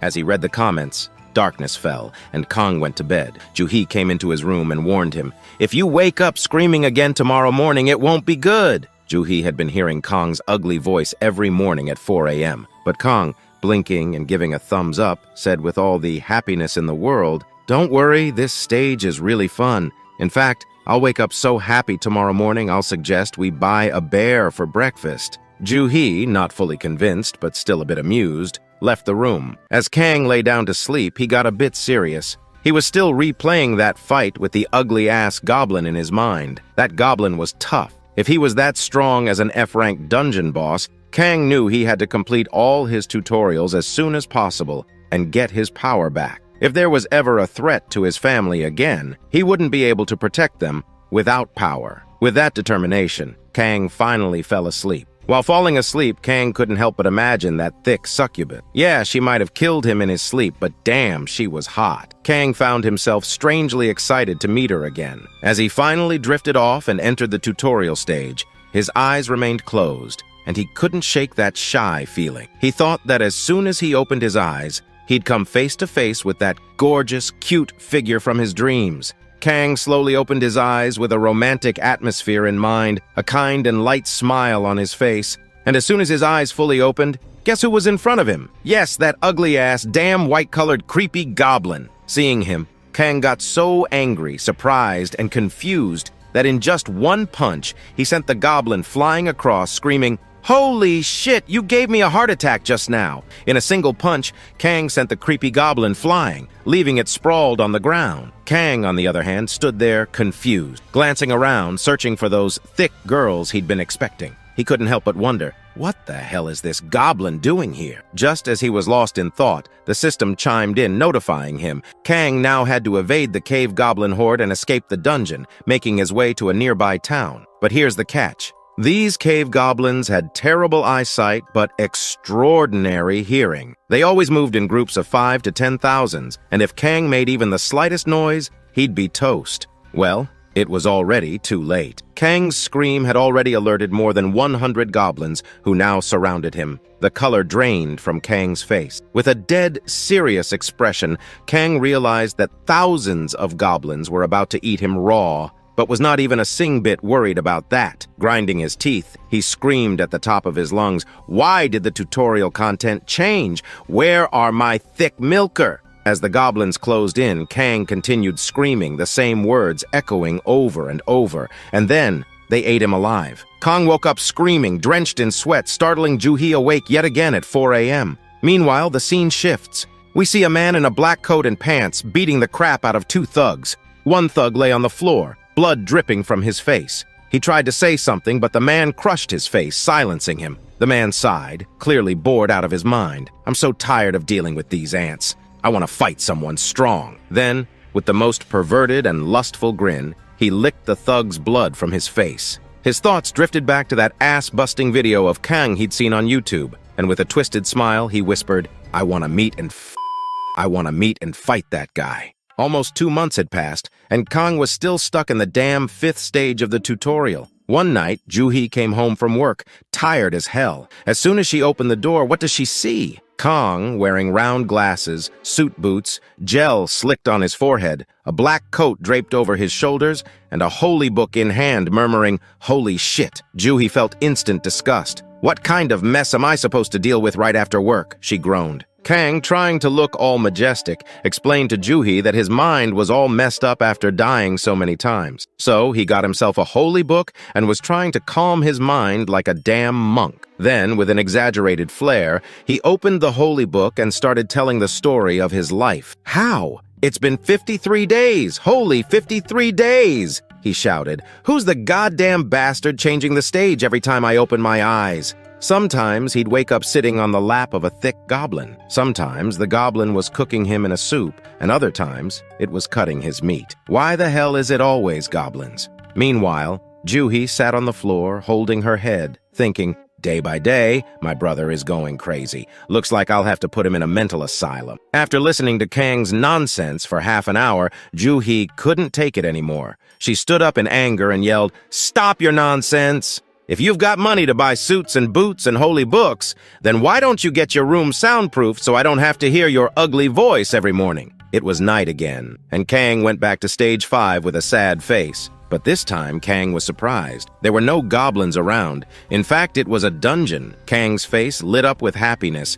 and the system notified him that he had to beat this dungeon. Kang gave a villainous smile and, without hesitation, headed straight for the dungeon boss. The boss turned out to be a massive tarantula. And let me tell you, I don't know about y'all, but I'm scared as hell of spiders. If I see one in my house, I'm out. So, who's scared of spiders here? And what else freaks you out? Tell me in the comments anyway. Back to Kang. That tarantula spat some nasty special juice at Kang. But Kang didn't dodge. All he could think of was biting the tarantula's throat, but the juice was poisonous, and Kang's hands started rotting from the poison. But did Kang stop? Hell no! Without hesitation, he bit his own hand off to stop the poison. The tarantula was shocked, but before it could react, Kang slid under the tarantula's belly and with a mischievous grin whispered, "This might hurt a butt." Then, with one swift move, he sliced the tarantula in half. Kang stood between the two halves as tarantula blood rained down on him. He was drenched in it, and the system notified him that he had cleared stage 5. As a reward, he gained a giant's power, which was an B-rank ability. But Kang wasn't satisfied. His mind was elsewhere. He held his hand up in the air and, like a psychopathic killer, started laughing like a madman, his sword dripping with blood. By this time, Kang had reached level 25. His strength was 20, agility 19, stamina 19, and magic 19. Using the giant's power, Kang could double his muscle power, boosting his strength by 12 for 10 minutes. Meanwhile, it was morning, and students who were about to turn 18 were freaking out about having to face the tutorial. They searched online for any easy way to clear stages 1 to 8, looking for shortcuts. But here's the problem. Those who had cleared the stages kept the secrets to themselves. Big organizations didn't want everyone getting strong, so they kept it all under wraps. Then one of the students stumbled upon a unique post titled, "The Secret to Clearing Stage 1 to Stage 8. Curious, they started reading. But soon they were sweating and confused. The post said, if you want to clear Stage 1, you've got to use your muscle power and muscle power for Stage 2 as well. In fact, there's nothing in the world that can't be solved by power. And if your problem isn't being solved, it means you're not strong enough. The post was full of this kind of stuff. The students quickly declared the post a scam and started joking about it in the comments. Who's this crazy person talking nonsense? They wondered. Meanwhile, Kong saw the negative comments on his post and got furious. He shouted, I've been so generous, giving all these good tips, and these kids don't even appreciate it. Juhi, seeing this, told Kang that his rules only apply to him, and he should stop troubling the poor kids. But Kang, with a thumbs up, said, just wait and see. As soon as he clears Stage 8, but before Kong would finish his sentence, Juhi paused and then burst out laughing, saying, at the speed Kang is going, he will clear all the stages in 10 years. And just like that, the brother-sister fight started up again. But Kang didn't care. He used his muscle power and cleared stages 6 and 7 in one go. Stage 6 clear reward was a grade B longsword made of black steel. Durability? 500. This longsword was once wielded by a psychopath murderer. After absorbing the aura of thousands of people's blood, it turned black and could only be wielded by a sinister psycho. Stage 7 clear reward? Ronald armor. Also grade B. This was worn by a psychopath warrior in ancient times. Well, it was weird enough that all the reward items he got were used by psychopaths, Kang thought, but his mind was elsewhere. He was thinking about how he needed to somehow complete Stage 8 and surprise Juhi. Only then could he use all these items in the real world. Kang opens his eyes and finds himself once again in that same endless white room. The system notifies him, welcome to Stage 8, and this time a lovely, seductive voice asks him, what do you believe? Kang doesn't quite get what's being asked, but before he can make sense of it, the white space around him starts cracking. The sky above him shatters, and the ground beneath his feet breaks apart. He falls, screaming, tumbling down for what feels like an eternity. When he finally opens his eyes, he finds himself in the middle of a city, surrounded by a crowd. Is this his city? Kang wonders, confused. But then, a lady crosses his path, walking right through him like he's some kind of hologram. He turns to look at her, and suddenly, Kang notices that all the people here have human-like bodies, but their faces are not human. Some look like lizards, some like dogs, but their civilization is just like Earth. Just then, Kong notices a monster staring at him, or so he thinks. Is this monster watching me, he wonders? Is my mission to destroy this world? But then, Kong realizes it's not him the monster is watching, it's something behind him. Suddenly, a massive portal opens up behind Kang. Out pour golems, gigantic tarantulas, creepy insects, dragons, you name it. They start attacking the city, slaughtering the inhabitants right in front of Kang's eyes. The system notifies Kong the Hakin dimension has been opened. It dawns on Kong that this is what the system warned Earth about. 5 years from now,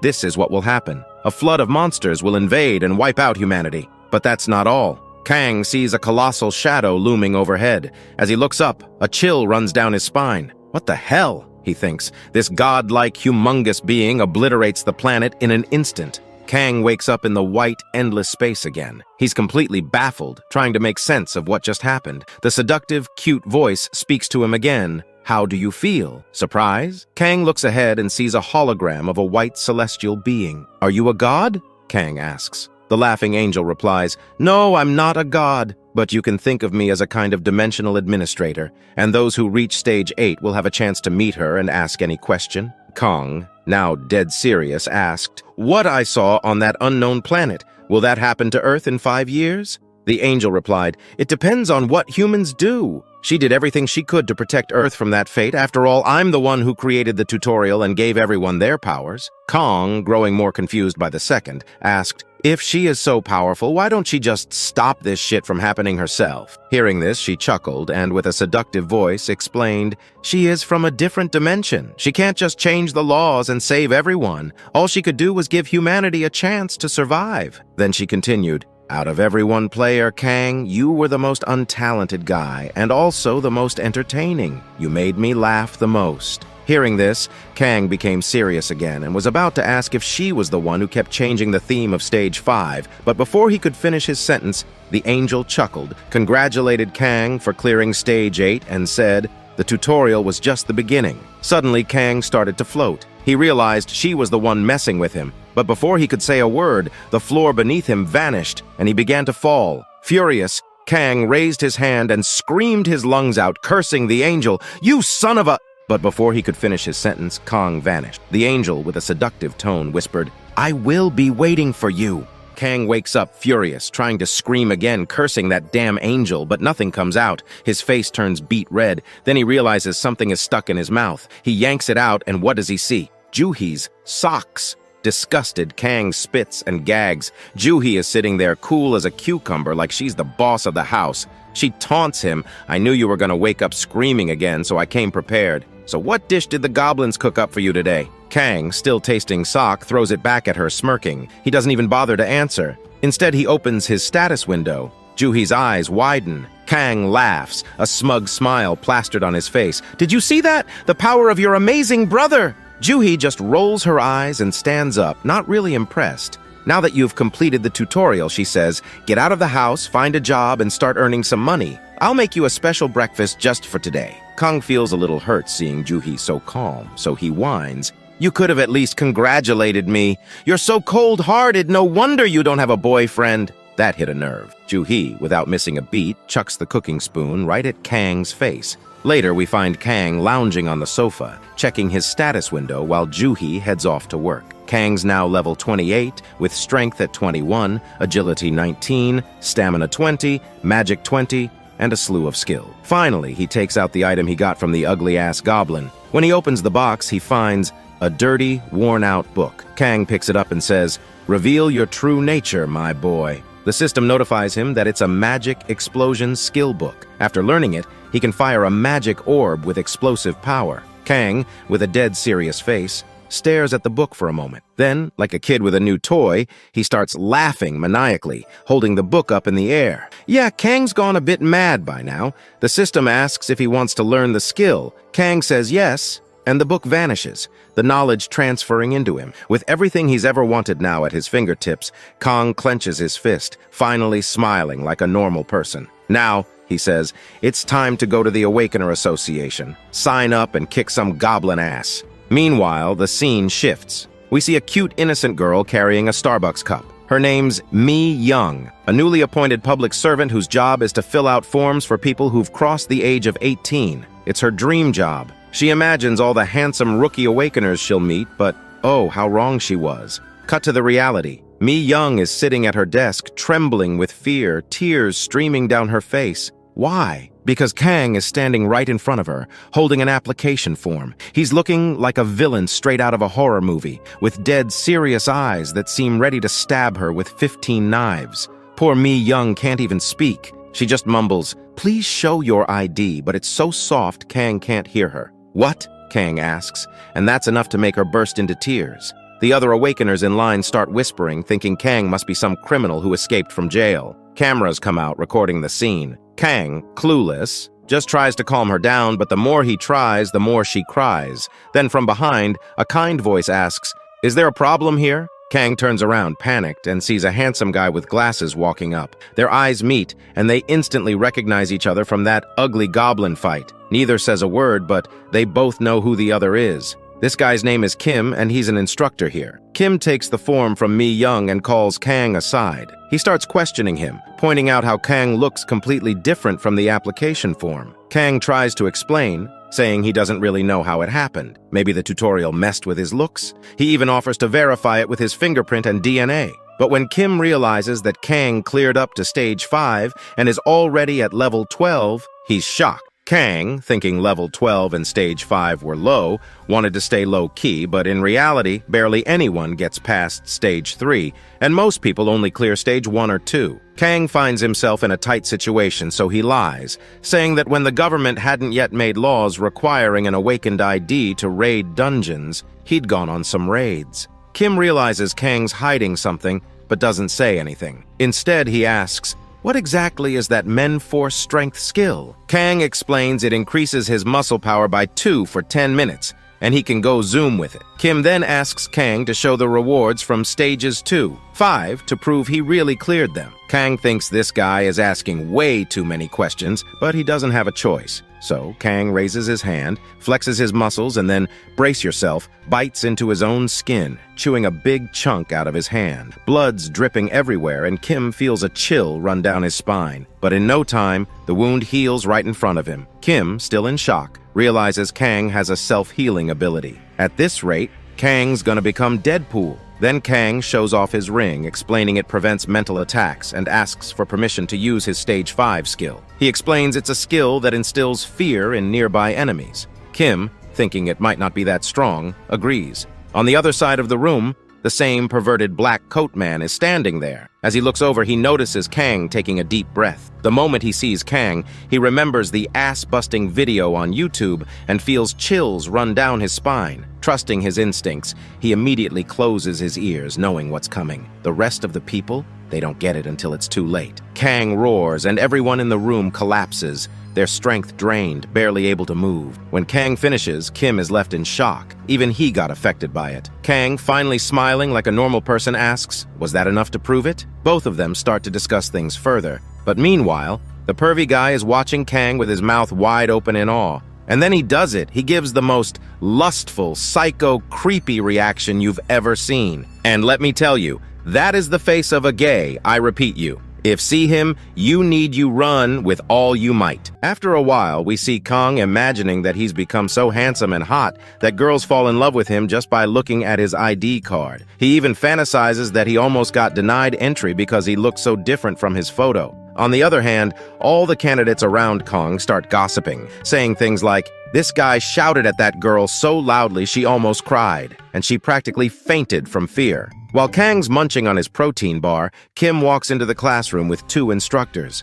As soon as he arrives, he introduces himself, saying, "My name is Kim, and I'm the instructor for this group." Everyone starts clapping, and Kim begins his lecture. He explains that the training will consist of 10 days of morning theory classes and afternoon practical sessions. Meals and accommodations will be provided here. But then Kim drops some harsh truth. "Don't think we're going to teach you some secret or techniques here. The reality is, just like trash, hunters die in dungeons every day. So if you've come here to become a hunter, keep in mind that you could die in a dungeon at any time. And with new dungeons popping up daily, even if you've studied up on existing ones, your chances of dying are still high." Kang is listening to all this and thinks, "Man, this guy's talking about death right from the get-go." Then Kim continues, "I'm not here to teach you useless stuff. I'll only teach you the basics you need to survive." After a while, Kim says it's time for a 10-minute break. Meanwhile, Kang looks up at the ceiling and mutters to himself, he was bored to death. He wonders if he'll have to endure this for 10 whole days. As Kang's lost in thought, a man with a loud voice calls out to him. His name is Sohil, a total musclehead. He raises his hand towards Kang with a polite smile. Kang looks at him and thinks, what's up with this musclehead pig? But he knows it'll be awkward if he doesn't shake hands, so he introduces himself as Kang and shakes Sohil's hand. But as soon as Kang shakes his hand, Sohil gives a smirking smile. Kang immediately understands what this musclehead is up to. Sohil puts all his strength into his grip, squeezing Kang's hand hard, saying, "Please take care of me." With a mischievous smile, Sohil thinks to himself, gotta put this guy in his place right from the start. He hasn't liked Kang since he screamed so loudly during the application process that his ears almost burst. But to Sohil's surprise, Kang doesn't react at all. Despite Sohil putting all his strength into the handshake, Kang is sitting there like he's shaking hands with a kid. Kang realizes that Sohil is trying to assert dominance. But there can only be one king in the jungle, Kang thinks.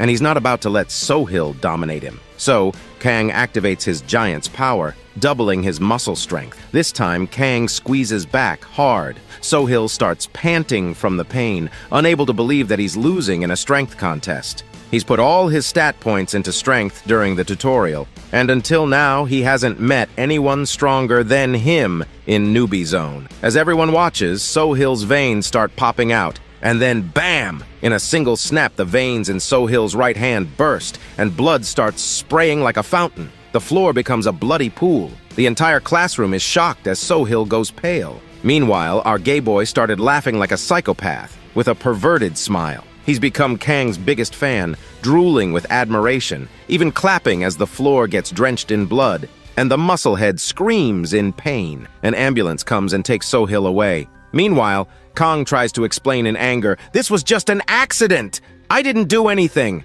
That musclehead pig came over and squeezed his hand so hard that if he hadn't used his strength in self-defense, his veins would have burst. Kang tells Kim if he don't believe him, Kim can check the classroom cameras. Kim, still shocked, asks about Kang's unique ability. Kang explains that it's called Strength of the Strong, which increases his strength by 1.5 times. But Kim is confused. Didn't you say earlier that your unique ability is Strength of the Man Force, which increases your strength by 2 times? Kang tries to cover it up, saying, "I'm not great with numbers. Must have gotten confused." Kim, realizing Kang is hiding something, just sighs. He knows Kang didn't do it on purpose, so he lets it slide and tells Kang to go back to class, but warns him no more commotion. Kang, still angry, sits down and thinks, why can't anyone just let me live in peace? But then, another voice calls out to him. Kang looks up to see the same blonde guy from earlier sitting next to him. "Can I sit here?" the guy asks. Kang, irritated, says,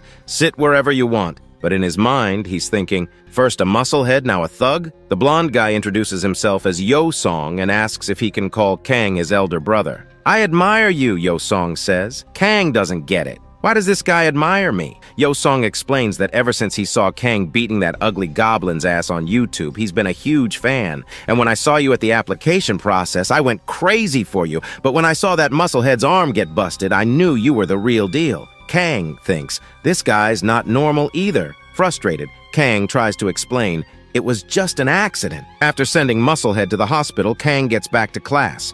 Kim continues explaining that if a dungeon isn't cleared within 5 days, it will break, releasing monsters that will kill civilians. He explains the difference between temporary and permanent cores in dungeons. Destroy the temporary core, and the dungeon will close in 5 days. Destroy the permanent core, and it closes immediately. But then, another big-headed musclehead, Number 2 shouts from the back, "I didn't come here for useless lectures. Get me combat training and my certificate now." The guard gets angry and is about to kick him out, but Kim stops him. With a serious voice, Kim calls Musclehead No. 2 to the stage. The guy, full of confidence, with a smirking smile, says, "I'm on the stage now. Do whatever you want." Are all the people in this story genuinely perverted? Kim takes off his coat, steps down from the stage, and starts a timer on his phone for 1 minute. "If you can even touch me within this minute, you'll graduate immediately," Kim says. But then, with a deadly stare, he adds, "But if you fail, you're expelled." Both Kim and Sohil watch, saying,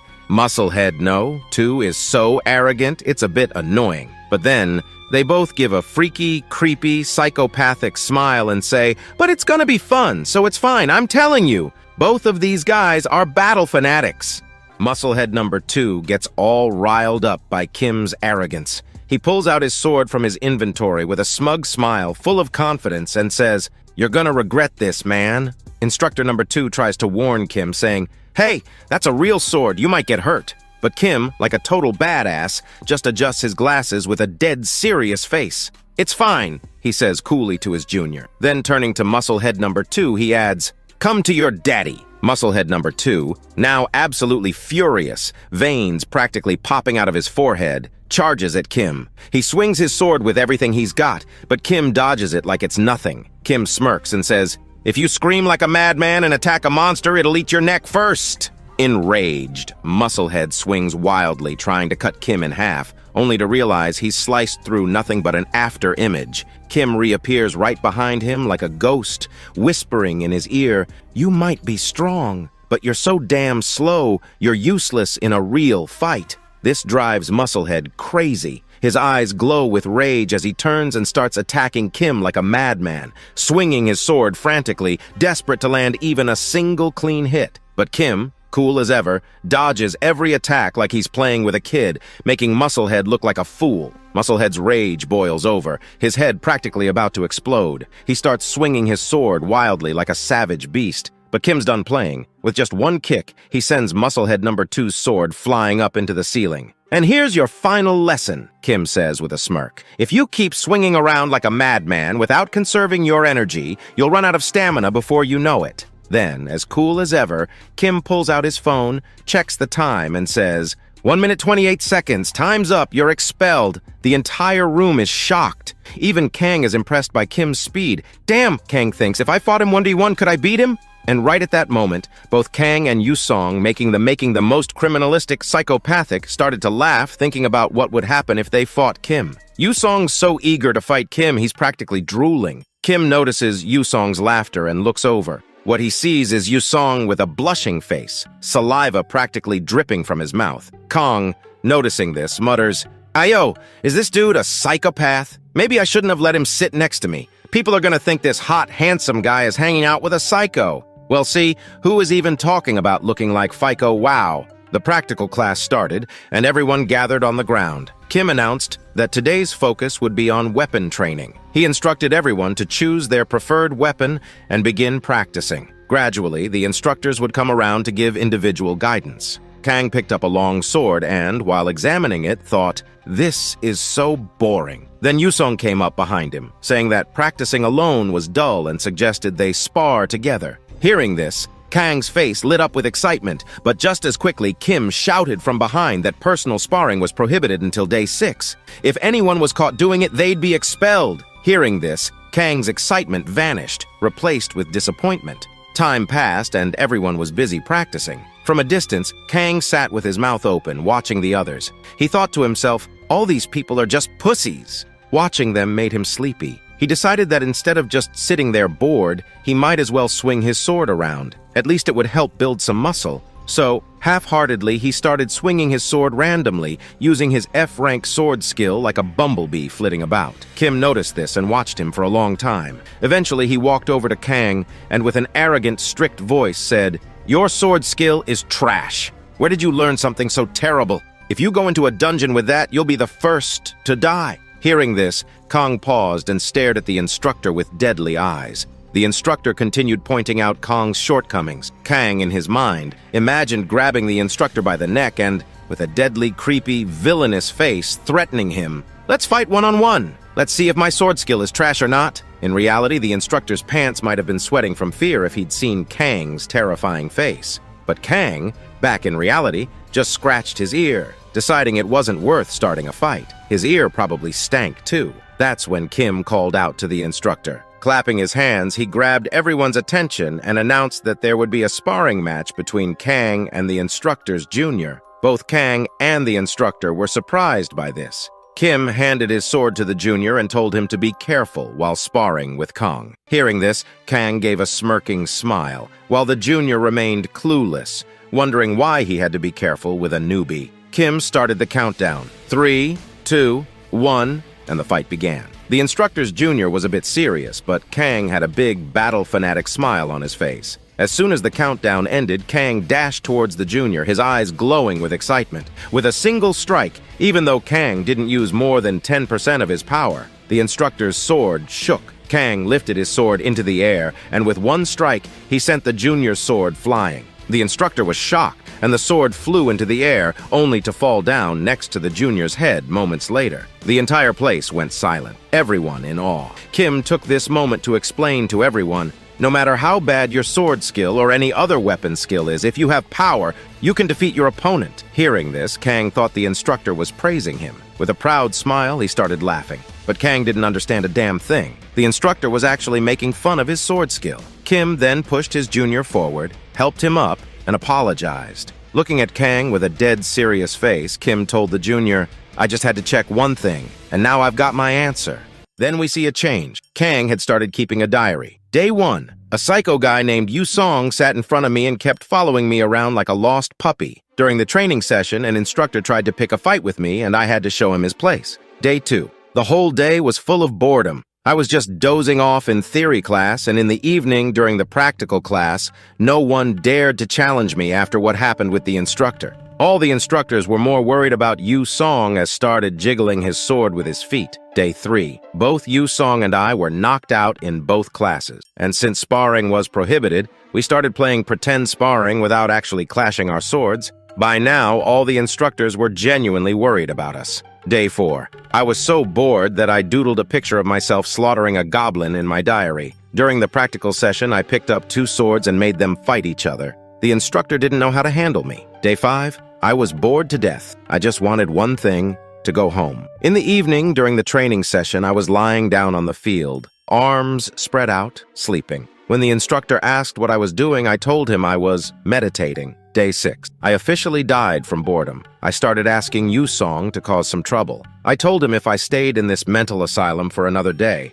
they'd have to carry my body home on the 7th day. But then Yusong, with that creepy smile, said, "You don't have to be bored anymore. Today is day 6 and the 1v1 sparring session starts. I'll show you something special this evening. If that special thing is what I think it is, I don't want to see it at all." Evening came and the 1v1 practical class started. Kang in an instant defeated his opponent. Kang came to his place, sat down, and Yusong congratulated him. But as Kang continued to watch the sparring matches, he felt like he was watching kindergarten kids brawl. He was getting bored again. Then the fight between 2 candidates started. Candidate number 1 screamed and charged with a spear at candidate number 2, who panicked and froze in fear. But before the spear could hit, Kim, like a flash, stopped the spear instantly. The fight ended there, and I thought, time's running out, I need to fight him. Finally, it was Yusong's turn. He got up slowly, turned around, and said to me, "I'm going out," with that creepy smirk. Kong knew something was about to go down. Yusong started walking onto the stage,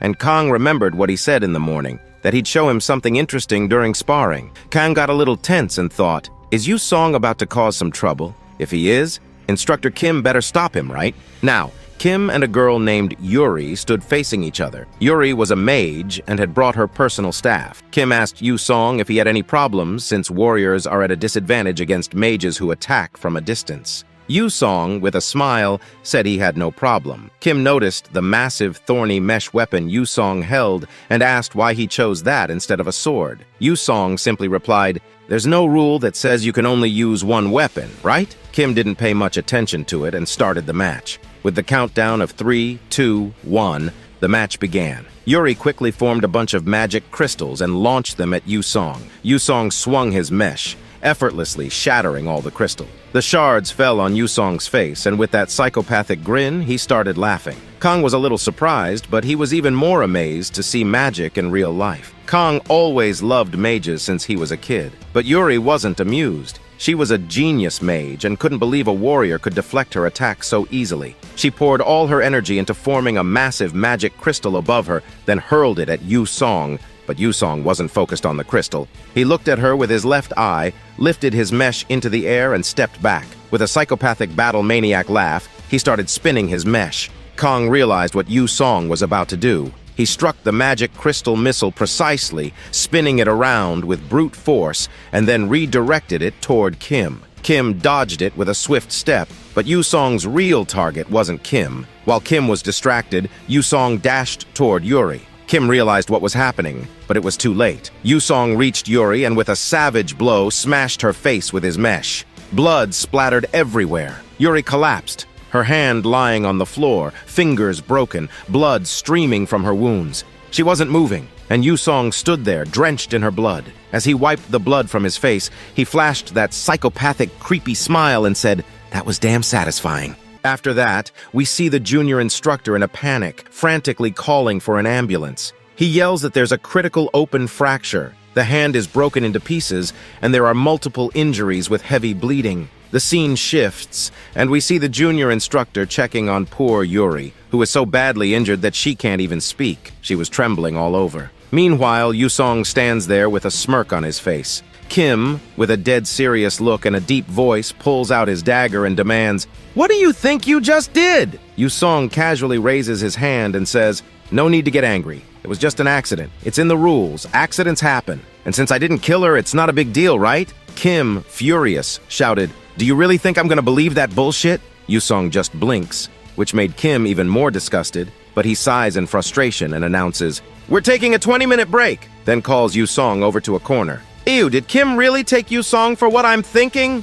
Meanwhile, Kong notices Kim's dagger and gives it a curious look. He realizes it's the same dagger guy that helped take down that ugly-ass goblin. Kang's suspicion was right. Kim was the one who assisted with the goblin. 2 days pass, and the sparring sessions continue. Kang is bored out of his mind, sitting in his seat, while Yusong, after the incident, is a terror in the ring. Every cadet who comes to fight him either faints out of fear or gives up immediately. By the 8th day, Kang's patience finally snaps. He storms into Kim's office with an excited face and says, "The training session is ending in 2 days. Let's duel with real swords." Kim, already frustrated and dealing with Yusong's antics, just stares at Kang with tired eyes. He finally lowers his head and says, "Yusong's already made my life hell. Please don't make it worse." Kang pauses, then says, "I know you're bored babysitting these kindergarten kids every day. Don't you want a real fight?" Kang, with a chilling dark aura, suddenly appears behind Kim and whispers,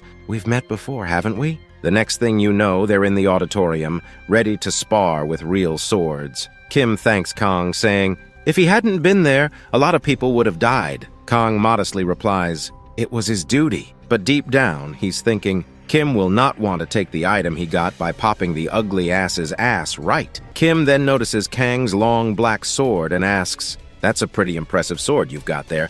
As far as I remember, clearing stage 6 gives you a unique sword, right?" Kang, trying to play it cool, lies, "Yeah, I found it lying on the road." Kim, not buying it for a second, opens his inventory and pulls out his dual daggers. With a dead serious face, he says, "These daggers?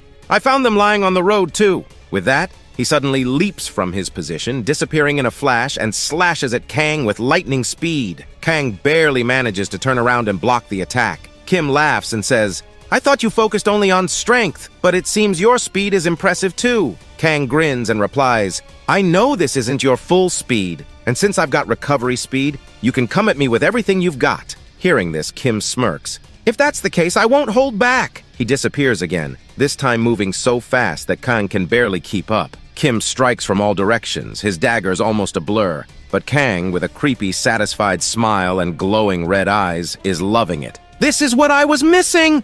Kim cuts him from all directions, but Kang's wounds heal almost instantly. Realizing how strong Kang's healing ability is, Kim gets more serious. He plans to put his dagger on Kang's neck, expecting Kang to dodge so he can go for the stomach, but Kang surprises him. Instead of dodging, Kang puts his hand in front of the dagger, letting it get stuck between his bones. Kim, shocked, tries to pull his dagger back, but it was stuck. Kang, with that death-creepy chillin' smile, says, "Got you now, baby!" And before Kim can react, Kang pulls him in close and headbutts him hard. Kim spits out blood and is momentarily knocked unconscious. His glasses go flying as he crumples to the ground. After a few seconds, Kim comes to, realizing he's lost. Time passes and we see Kang sipping on a Coke with an ice pack on his head. Kim, still recovering, admits, "I didn't think you were this strong." Kang grins. "That sparring match was a draw because of my passive regeneration skill." Kim teases, "Which means I won." Kang gets flustered, insisting, "It was a draw.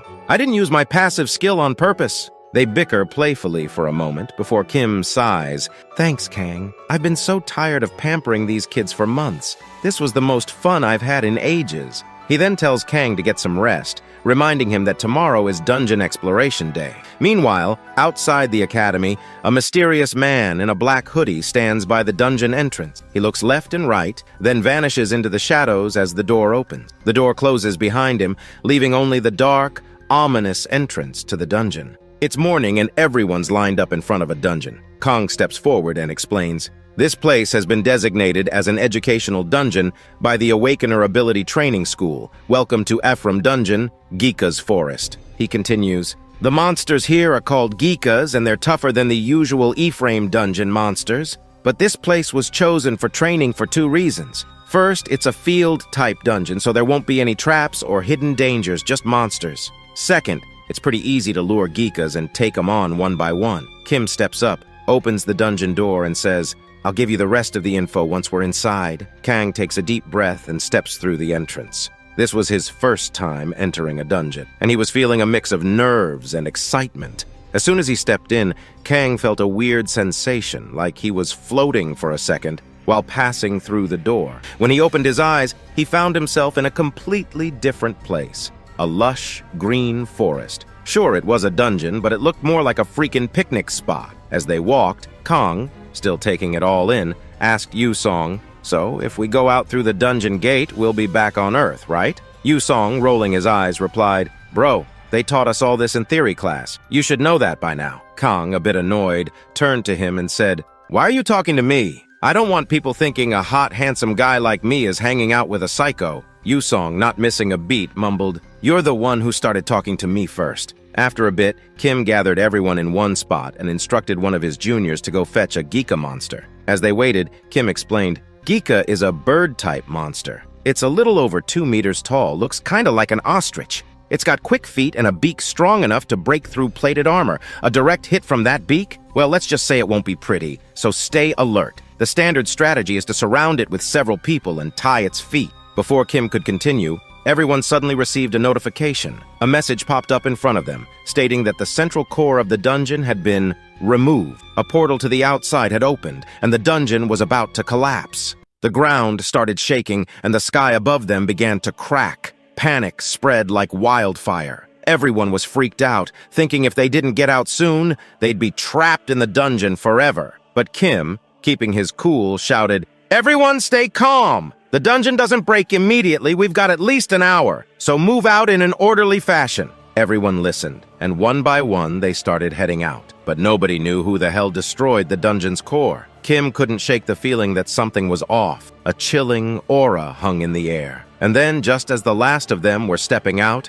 the dungeon started shaking violently. Sparks flew from inside, and the fear hit everyone like a ton of bricks. Kim's face paled, but he didn't waste a second. He whipped around, screaming, "Get moving! Send word to HQ for backup! Get all the trainees out of here now!" He shouted, "It's a dungeon break!" But even as he was shouting orders, Kim was putting the pieces together in his head. If the temporary core was removed, the dungeon should have broken in 3 to 4 days. That means someone must have removed the temporary core a few days ago. And just now, someone disguised as a student with us destroyed the permanent core to cause this dungeon break. Then confused Kong came running, clearly confused, asks, "What the hell is going on?" Kim, already on edge, was about to explain, but then shouted, "I taught this in theory class. I don't have time to explain in detail right now. All you need to do is kick some ass." Just as Kim finished, a monster burst out of the dungeon, and without another word, Kim bolted, trusting Kang to handle the situation. But Kang, still trying to make sense of everything, kept shouting after him,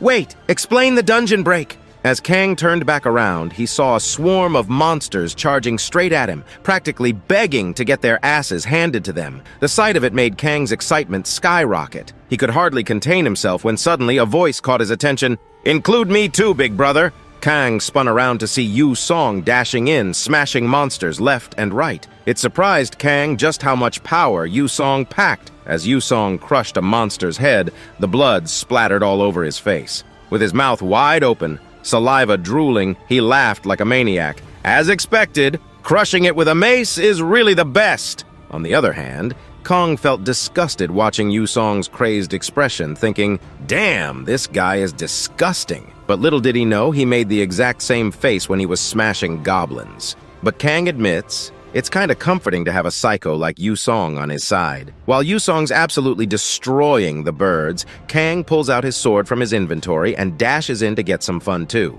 With ease, he cuts the head off one of the monsters, smiles, and then instantly starts going berserk, taking out the birds at a crazy speed. Yu Song, surprised, watches as Kong tells him, "Cover your ears!" Kang's about to unleash lion's roar, calling the Geeka chicken-headed bastards. All the birds instantly have their stats drop, and their morale takes a nosedive. Kim looks over, and the other students notice that the monsters seem weaker. Kim realizes it must be due to Kang's skill, wondering if it has a debuff effect. He notes that support will soon arrive, and things seem to be going smoother than expected. But there's a problem. Kang then uses Magic Explosion, creating a swirling blue light in his hand that explodes, blowing one of the birds' heads off, but also badly injuring his own hand. He wonders, what kind of shit skill is this? But he's fine thanks to his self-healing. Nobody else could use it other than himself. Yu Song, still surprised, asks, "Did you just use magic?" Kong, with a smirk, says,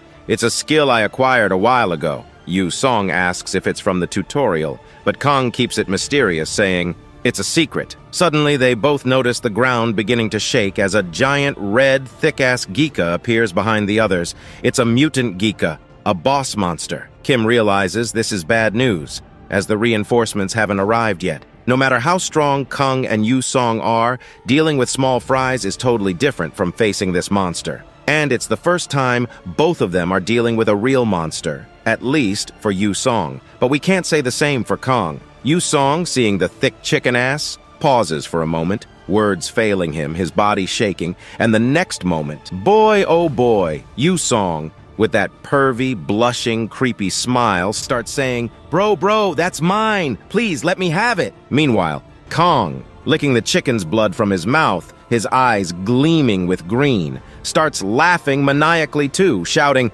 I'm gonna eat that thick ass alive! Oh yeah.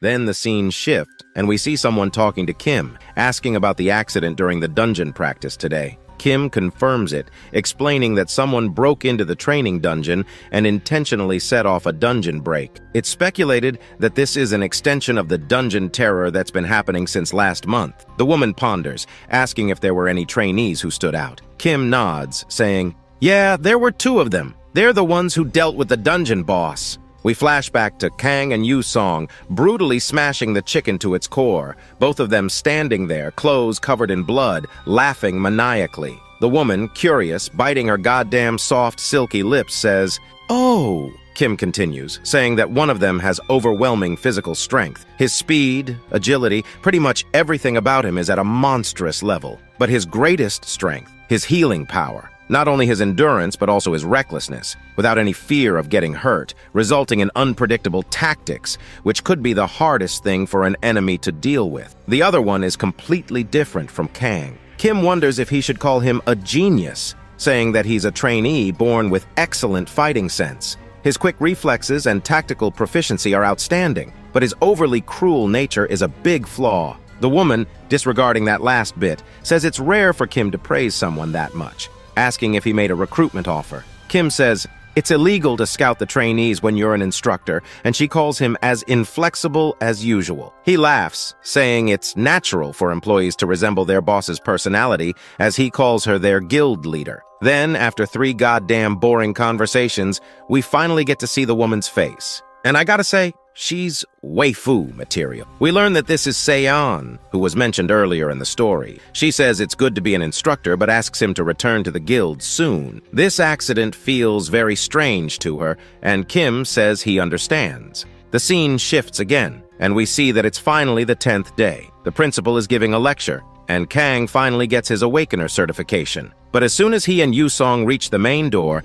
he notices a goddamn white, sparkling limousine. A man steps out of the car and says, Master, please get in. And Kong, surprised, asks Yu Song, Were you born with a silver spoon? Yu Song smiles and tells Kong to get in, saying he'll take him home. Kong thanks him, then gets into the car, saying he's never ridden in a car like this before. Just then, Kim calls out to Kong from behind. Kong turns around and once again mispronounces Kim's name as Kring. By now, Kim's used to Kang's weak memory, so he just laughs it off. Kang, feeling that Kim came to say goodbye, says, You're surprisingly the affectionate type. Kim sighs, saying, It's not like that, but sure, let's say it is. He adds that the dungeon break accident that happened yesterday, and the clear rewards will be given to both of them. As Kim turns back to leave, Kang, flustered, screams for him to wait, asking, Is that all you've got to say? At least give some words of gratitude. Kim sighs, telling Kang that he knows he's strong, and that he's probably going to keep getting stronger. He's sure they won't have to wait long before they meet in a dungeon again soon. But he reminds Kang to never forget his responsibility as a person with abilities,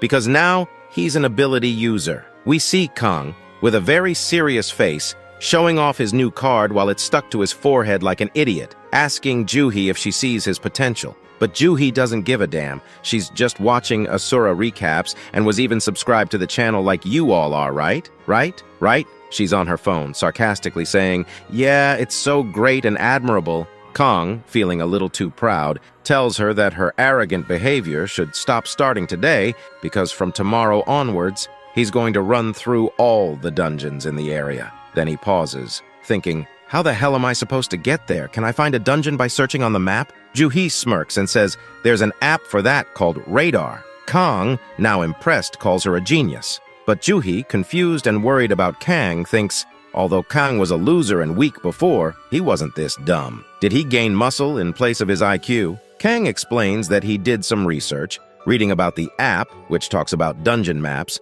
monster information, and even recruiting party members. He mentions that Gekas Forest is an F-rank dungeon, and he wonders if he can handle it on his own. He thinks he can make a lot of money and maybe even brag to his mom about it. A month flies by, and the news announces that the reward for clearing the lowest grade F-rank dungeon is 20 million won. The magic stones, which are attracting attention as a new energy source, are said to be dropped by monsters. We then hear Kang's father asking his mother if she's heard from Kong lately, mentioning that he got a license or something last month. She then tells him that Kong actually sent them 10 million as pocket money, and it looks like they even got a used car last week. The dad, surprised, says, "Now, Kang earns more than his old man," and he laughs. But his mother, putting down the plate, is worried. She's heard that a lot of people get hurt and die in these dungeons, and she wonders if something bad might happen. The dad tries to reassure her, saying it's better for Kang to be doing this than being unemployed. On the TV, they say that when you go into a dungeon, you should form a team. The father says, "Kang's not the type to do things recklessly, so it'll be fine, I guess." She reluctantly agrees, saying that Kang's always been smart since he was young. Meanwhile, Kang was raiding dungeons alone. Well, his parents didn't know Kang had become Deadpool and had a Minecraft bed to respawn. And Kang? He was busy popping some tarantula's cherries with his psycho smile, blood all over his face. Outside the dungeon, we see his car, which he's lovingly named Butley. His phone is ringing, but he's not answering. His mother, worried, says he must be sleeping or something, and the father suggests she just call him tomorrow. She agrees, but says to make sure to tell him about that thing in front of the supermarket. Then we get a close look just in front of Kang's parents' house. A freaking creepy, worn-down gate appeared. And the exact moment it opened, with a creak, a chilling aura came pouring out from the dungeon. And just a few moments later, some damn sons of goblins and orcs started marching down in the thousands. But that wasn't the end. A freaking, thick, huge-ass goblin was also marching from behind. The scene shifts, and we see Kang coming out of the dungeon, having cleared it solo, saying, "Nothing's better than kicking some ass." He heads toward his car, opens it, and picks up his phone, noticing there are 36 freaking missed calls from Juhi. The phone rings one more time, and Kang, curious, picks it up. On the other end, Juhi's voice is shaking. She's crying and saying something bad happened. She explains how a dungeon opened near Mom and Dad's house and that they're in danger. Hearing this, Kang's face goes dark, dead serious, his eyes wide open. The scene shifts, and we see Juhi still shaken and worried, telling Kong not to go alone. But for the first time, Kong, acting like a damn big bro with a kind and polite tone, reassures her, saying, "No need to worry. Who do you think I am?" Turning back with confidence, Kong reassures Juhi again, saying, "Even though I might look like a loser at times, I cleared stage 8, which only 3 people have done in Korea. So all you need to do is trust your brother." Juhi is still tense but waves Kong goodbye, saying, "Please take care and don't lose your cool." Kong waves back, telling her not to worry, but as soon as he closes the door and sits in his car, his face turns dead serious, like he's about to devour all the orcs alive. The scene shifts again, and we see the military stopping Kang, telling him he can't proceed any further and that he should turn back. Kang says he's an ability user and asks if he can go through. They try to tell him he might die if he goes alone, but another man steps in and tells them to let him through. They're low on manpower, and any ability user is welcome, but they won't be responsible for anything that happens afterward. Kong understands and thanks them for their hard work. As he moves through the woods, Kang notes that there are at least 5 confirmed dungeon breaks, with an E rank mixed in. He hopes his parents are safe and holding up well, wondering if he'll arrive on time. Just then, a big-ass boar rams into the side of his car, sending him flying off the road and crashing into a nearby tree. As we see the boar's eyes glowing red, there's a brief silence. Then Kang stretches out of the car, crawling out, muttering, "What bad luck! This fucking pig just ruined Butley." He draws his blade, saying he will avenge his beloved comrade. The pig starts to growl at him. Kang looks up, realizing it's actually quite big. Then he hears a screeching sound and glances over to see a big group of green asses running in. They're all goblins, heading straight toward him. Kang wonders if he burned down a goblin country in his past life or something, because just when he thinks he's forgotten about them, they show up and cause trouble. Forget about winning. He doesn't have time to deal with all of them. He starts to run, saying,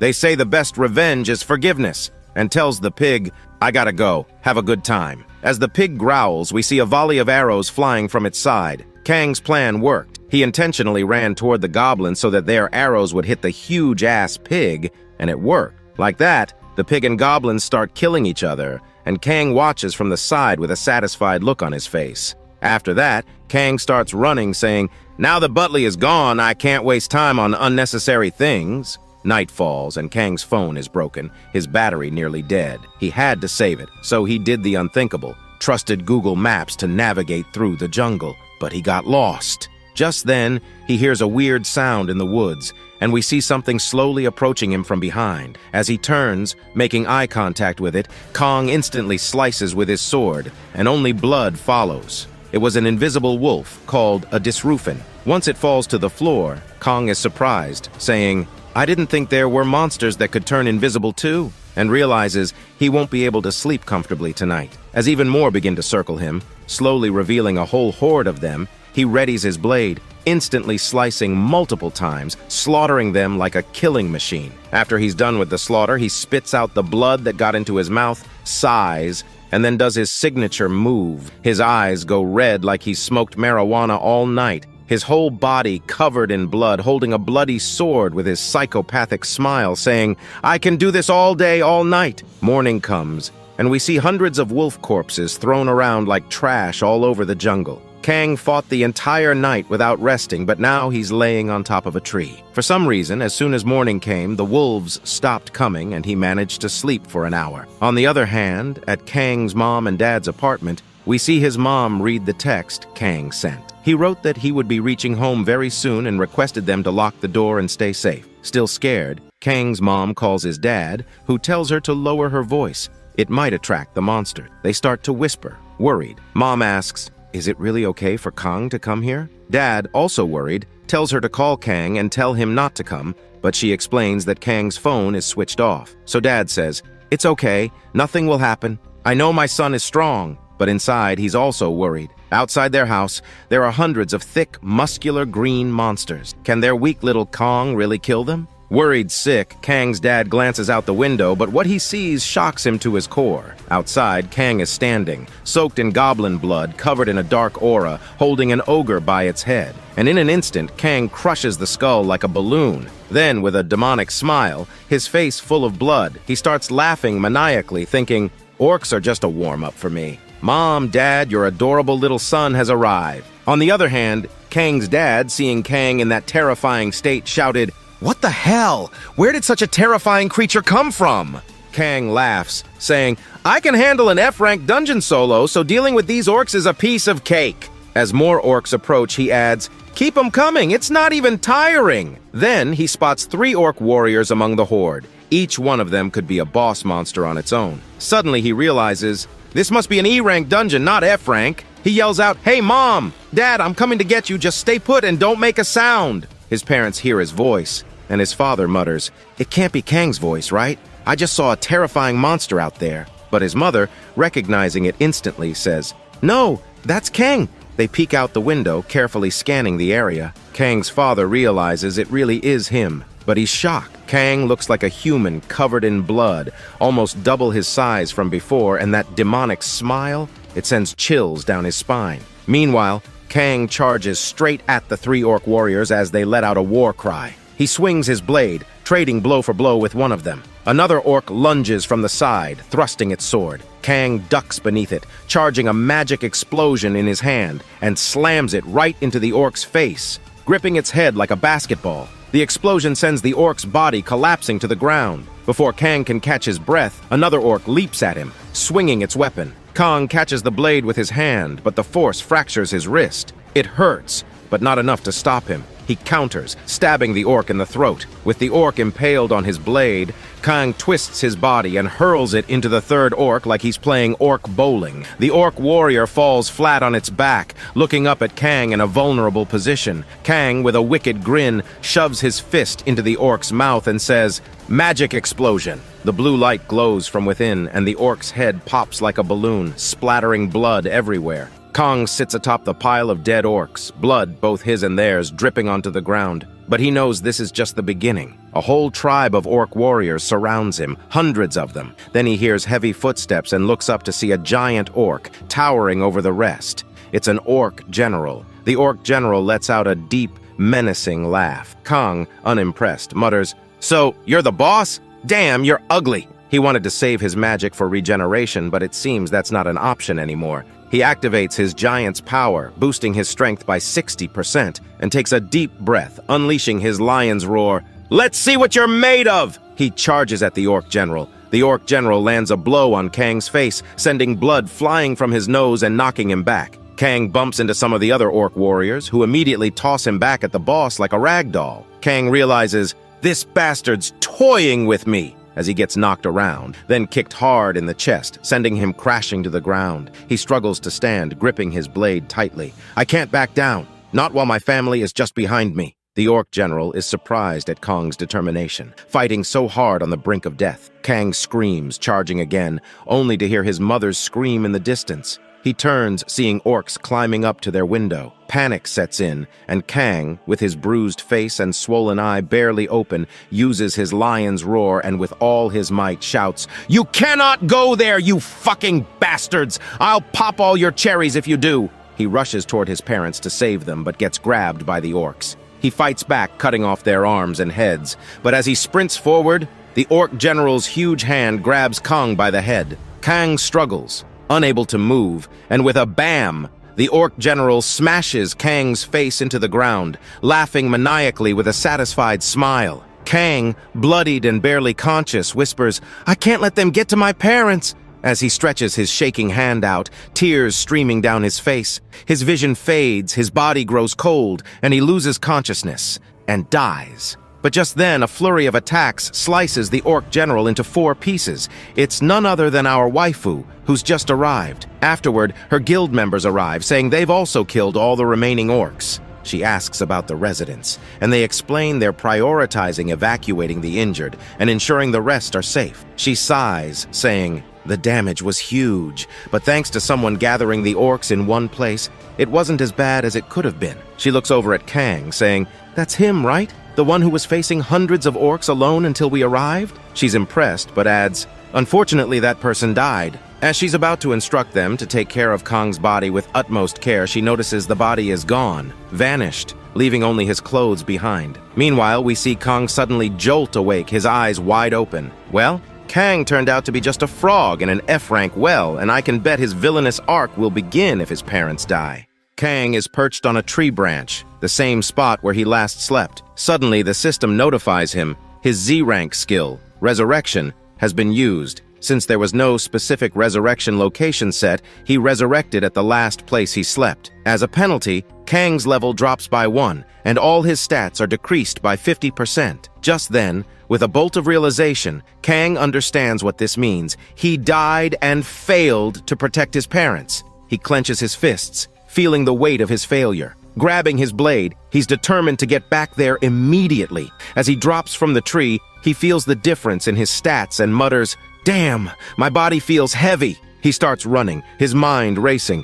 "Please be alive! Please be alive!" He keeps repeating to himself. But as soon as Kong reaches the building, he notices the place is completely deserted, his parents' house included. After wandering all night, he stumbles upon a military unit and borrows a phone from an officer to contact Kim. Only then does he get the devastating news. His father had his arms amputated, and his mother is in a coma. Kong, furious, shatters the phone in his hand. 2 months later, the news reports on the Dogon Guild hunting a boss in the D-rank dungeon, Devil's Anus. They mention that Kyan, the guild leader, also talked about a new C-rank dungeon that recently appeared. Juhi, looking concerned, asks Kong if he's heading to a dungeon again. Without hesitation, but with a hint of sadness still in his voice, Kong says, "Yes." Juhi, worried, says, "You've already died 3 times this week." But Kong, unbothered, tells her he's fine. As he walks away, she tries to tell him it's not his fault his parents ended up like that, but he closes the door and leaves, her concern evident. As Kong descends the stairs, Juhi steps outside the door, watching him go with a worried expression, thinking if she had cleared higher in the tutorial, she might have been able to do something. Inside a dungeon, we see a giant ant called Antria being killed by a man with a spear. He levels up, getting hyped, and is congratulated by his party for being the ace. The guy internally brags, thinking he's too good to hang out with losers like them, but soon he'll be level 35 and ready to join the Dogon Guild. Suddenly, they spot someone running toward them. It's Kang. The guy warns him that the core room is ahead and it's dangerous, but Kang ignores him and keeps running. The group decides to follow, curious about what he's up to. Kang, standing in front of an army of huge ants, all ready to devour him, is not messing around this time. With a serious face, standing tall with his long sword, he activates his skill, Wayne's Secret. Veins start to bulge on his face, electricity crackles around him, and Kang starts to growl like he's about to unleash a Chidori. Wayne's secret ability increases all stats by 40% except mana when activated, but over time, the user's body will deteriorate. As the ants leap on top of Kang, he gives them a death stare and begins a mass slaughter, his villainous smile spreading across his face. Meanwhile, the cocky level 35 guy and his crew reach the scene and are absolutely shocked. Their mouths hang open in disbelief as they witness Kang single-handedly slaughtering the ants. Kang approaches the dungeon core, saying he'd just acquired Wayne's secret yesterday, and it synergizes well with his regeneration skill. This skill burns his body all the time, but with his self-healing, his physical regeneration has reached rank A. Now, even if his hand gets cut off, it will regenerate. "Man, I'm telling you, he's becoming Deadpool day by day," he muses. Just then, the cocky guy calls out to Kang from behind and asks if he's really okay. Kang replies, "I'm so much better I could dance!" Hearing this, they exchange glances, and Kang grabs the dungeon core, a normal core, puts it in his inventory, and says, "If there's nothing else, I'll take my leave. Now please get out of my way." With that, Kang leaves without another word. They ask if he's not going to collect the magical crystals from the corpses, but he says he doesn't need them, it's all theirs, and leaves, thinking he doesn't have time to waste. He wants to become the strongest. The group instantly starts collecting the mana crystals, wondering how much money they're going to get.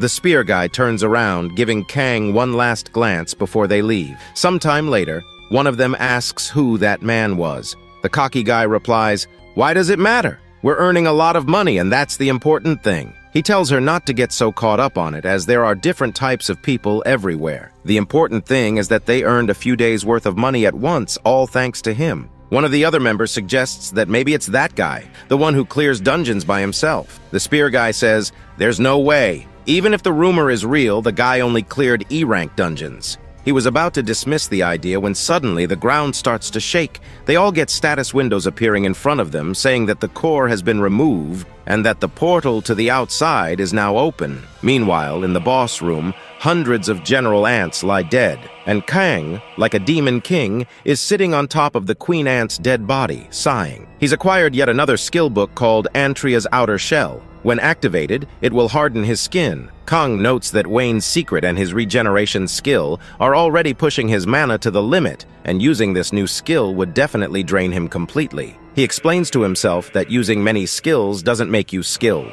Mastering a skill by using it 10,000 times makes it useful. Kang still regrets that he wasn't strong enough to save his parents, and he swears, "I will become the strongest man alive on Earth." So with this, we come to the end.